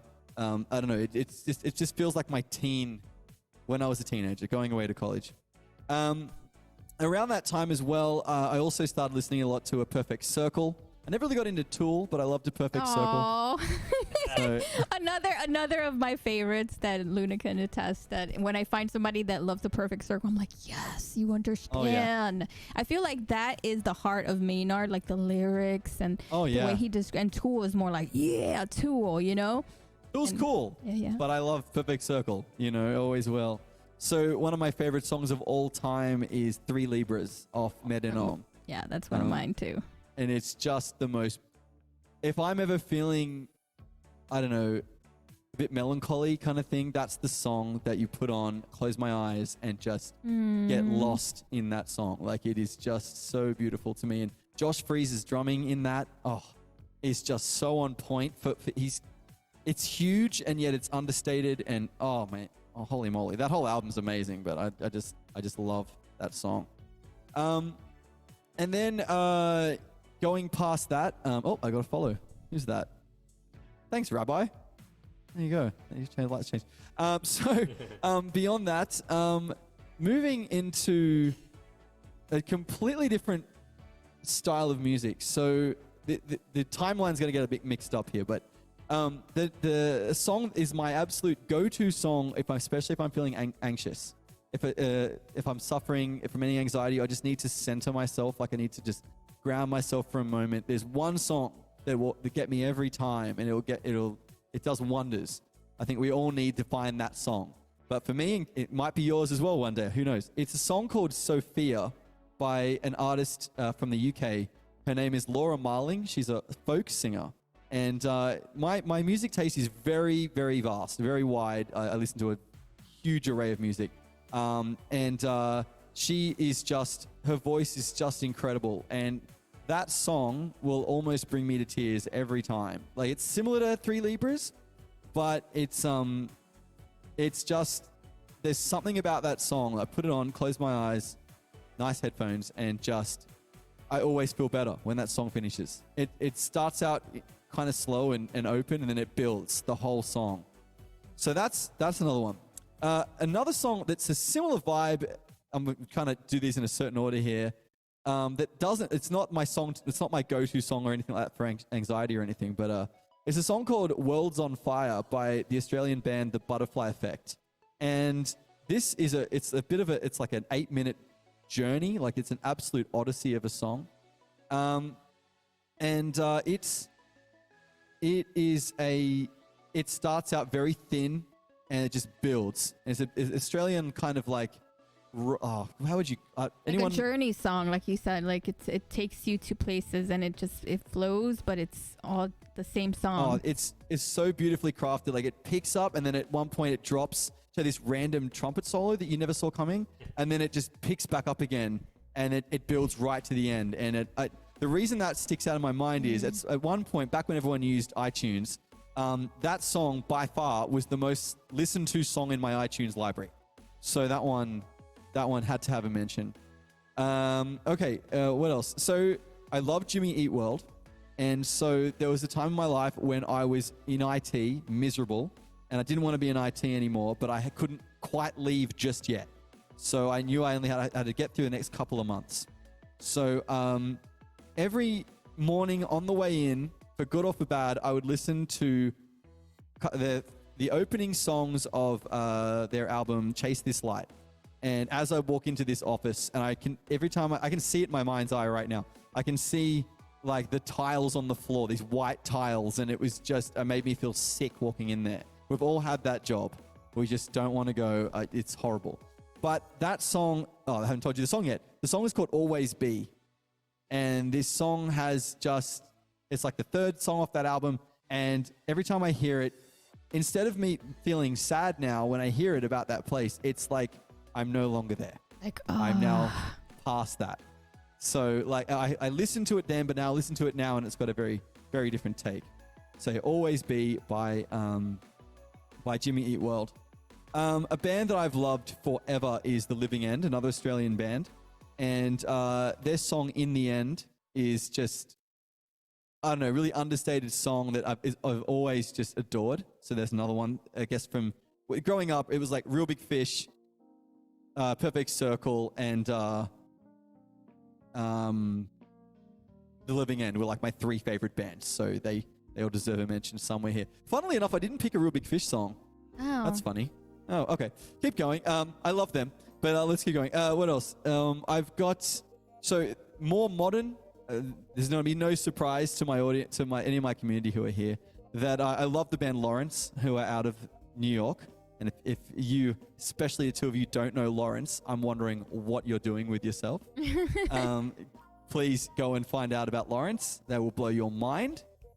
Greatest band on the face of the earth right now. And of all their songs, I love all their catalog. But I think the one that speaks to me the most is a song called Too Easy.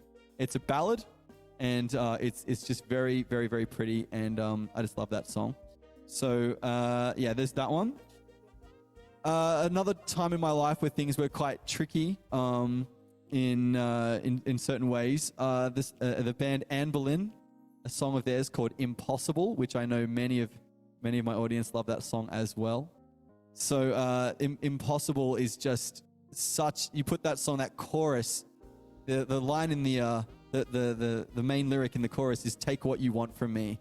It means nothing now." Like, he's just absolutely, Wow. you know, it's just really powerful, and I think it's just a really great song. Yeah, what else have I got? Let me see. I've done that one, that one. I've kind of done these out of order here. Okay. So I love Hilltop Hoods, who are an Australian hip-hop act, and their song "I'm a Ghost" is just a beautiful song as well. I really, really like that. And then there's like one or two left. What have I got? More recently, like a lot recently.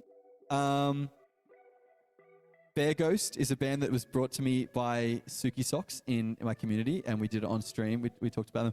And their song Sirens is just one of my favorite, just most uplifting pump-up song. So Bear Ghost, Sirens. I've got two left. So then this year's band for me was Leprous, and I wanted to mention them. I just love Leprous. I think they're amazing. And their song On Hold is just, I just love their song On Hold. And the last song I want to mention is an absolute journey of a song by a Australian band called Toe Hider.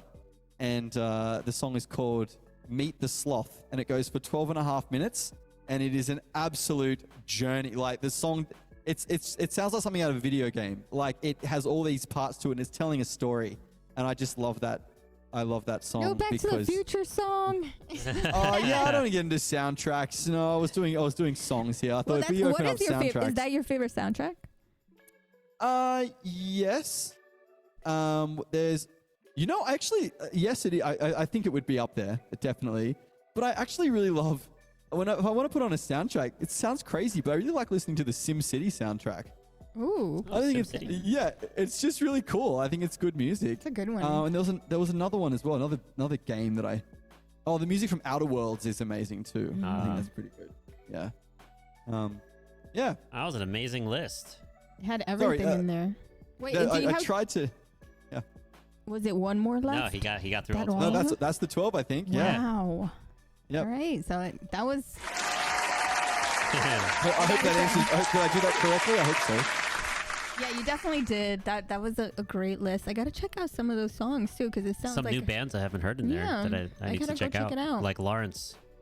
Oh, the fact that it is offensive in a way that you're in New York where they play all the time and you've not seen them. Like, you don't understand. You're going to thank me. Please, Suki Socks, if you're there, please tell them. Like, Yes. Suki's seen them like twice and rubs that in all the time. What kind of music is Yeah. it? Soul pop Ooh. and everything in the oh my gosh, it's just Mitch the can't fuck. even It right hurts now. me that you've not seen them. Oh, I Like- saw Lepros in Los Angeles, says Michael C. Stone this Oh, year. Michael, Brilliant oh. band. I would love to see them live. Amazing drumming. Oh, I forget.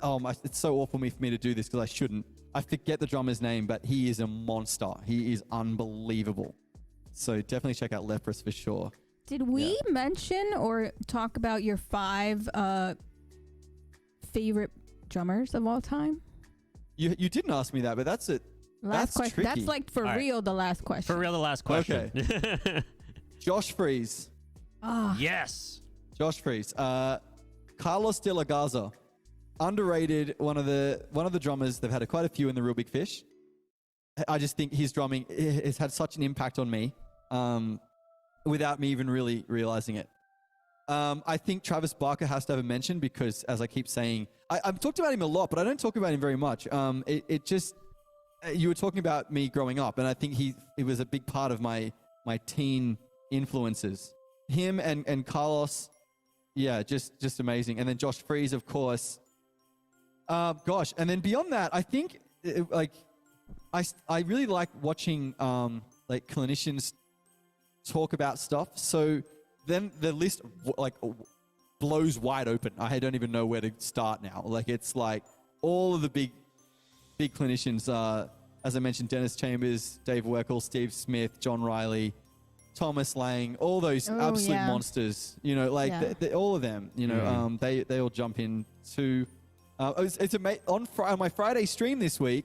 Ben Gillies of Silverchair popped in to say hi. He just found my channel, that's sick. and he was a huge influence for me as a teenager. And Andy Strawn from I think they say Strachan actually from The Living End, and other drummers. Yeah, but it was crazy that Ben would just pop in. I'm like, that's awesome. so nuts. Yeah, just absolutely insane. Yeah, hope that answers your question. It did. Freaking awesome. Well, Mitch, it was a pleasure having you on, man. I enjoyed everything that you provided and the education behind stuff and your stories, and you know, it was there was so much more we could be talking about, and you know, hopefully in the future we get you back on and we can cover a lot more of these topics. So guys, Yeah, he's gonna sounds be great. live. You're gonna be live. You're gonna go get something to eat, right? I'm just gonna have some lunch real quick, and then I'm gonna Yes. jump on my own stream. Yeah. So guys, definitely That's go great. follow him and go hang out in there. We'll be in there saying hi too. Oh yeah. That would be Awesome. so fun to check you out in, you know, everything in your whole glory, and then, you know, see how it really goes down in his stream. And thank you again, Mitch. We're gonna close out with one last song. One last song. Stay for the raid, guys. Let's go So show would you like me somebody to else. present the song? Should I yes, tell you what it is? yes. Yeah. Let us know. What's your closing song? That's the song I of the mentioned night. Ryland Steen before, and I'm trying to do songs of artists today that for you guys that the artists I've either met or I've played with, that kind of thing. So Ryland did an album himself under his own name, and we love that album on the stream. And so I'm going to finish today's chat with you guys with It All Made Sense by Ryland Steen. Sounds like a perfect way to end an amazing stream. Thank you so much, Mitch. You're a pleasure to be with, and I'm so happy that I got to meet you this year, and then hopefully next year in Paris. Let's meet in Paris, baby. Absolutely. Let's make it happen. All right. Thank you, All right, everyone guys. in the community, and you guys are amazing, for real. Like, I loved everything that was going on in chat. You guys are amazing. Thanks for the follows and all the support that you guys gave us. We hope to see you again in the near future. And next week we have Logan Kennedy drums, another awesome drummer here on Twitch. 12-11. So that's going to be on Sunday, 7 p.m. Eastern time. And then the following week after that, we will be doing our podcast review of this year. With everyone. As well as if anyone does submit any of the theme songs, we're going to vote on that as well. So stick around for those. That's going to be turn on fun. the notifications. Join our Discord for more information and alerts. And yeah, stick around for the raid. Get your raid emotes ready. Let's just spam some emotes. Anyone, the ones for that Mitch. you have, the Mitch emotes, the koala bear. Actually, that koala bear. That koala bear, yeah, is yours, Mitch. it's yours. We made it for you. It's a little. Thank you guys. We'll send Thank it to you so right much. after the podcast. You can use it for bid Perfect. emotes or, you know, anything, or Discord emotes or follower emotes. We just thought it was like a perfect little combination of my Apple flame heart with the music note and the koala bear, you know, because you gave everyone a koala bear. So it's kind of like giving you back something, another koala bear. And for everyone listening, you. I forgot we didn't say, like, I was having a hard time trying to figure out what I wanted to give Mitch as emotes, because we always give emotes to our guests. And Yen came up with the idea of the koala holding the heart, and I'm like, yes, that sounds amazing. My Pisces moon, Love you it. know, always with the feels. All right, guys, let's hype it up for Mitch. I love you guys. Thank you so much, and stay for the raid.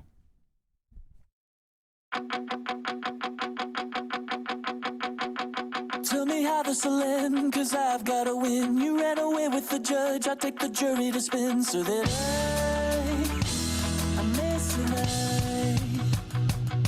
We got the movers to break and the beggars to shake, and if I only survive to the end of the day, I'll come alive.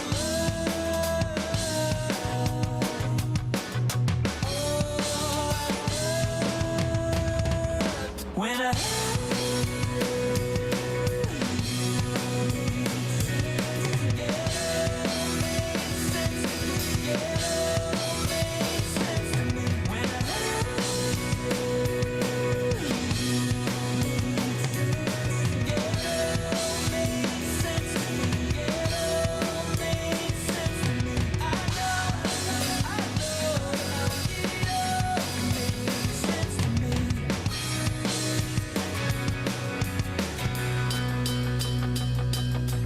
feeling the heat like a hell of a dream. I got the devil who's keeping a secret from me, so that I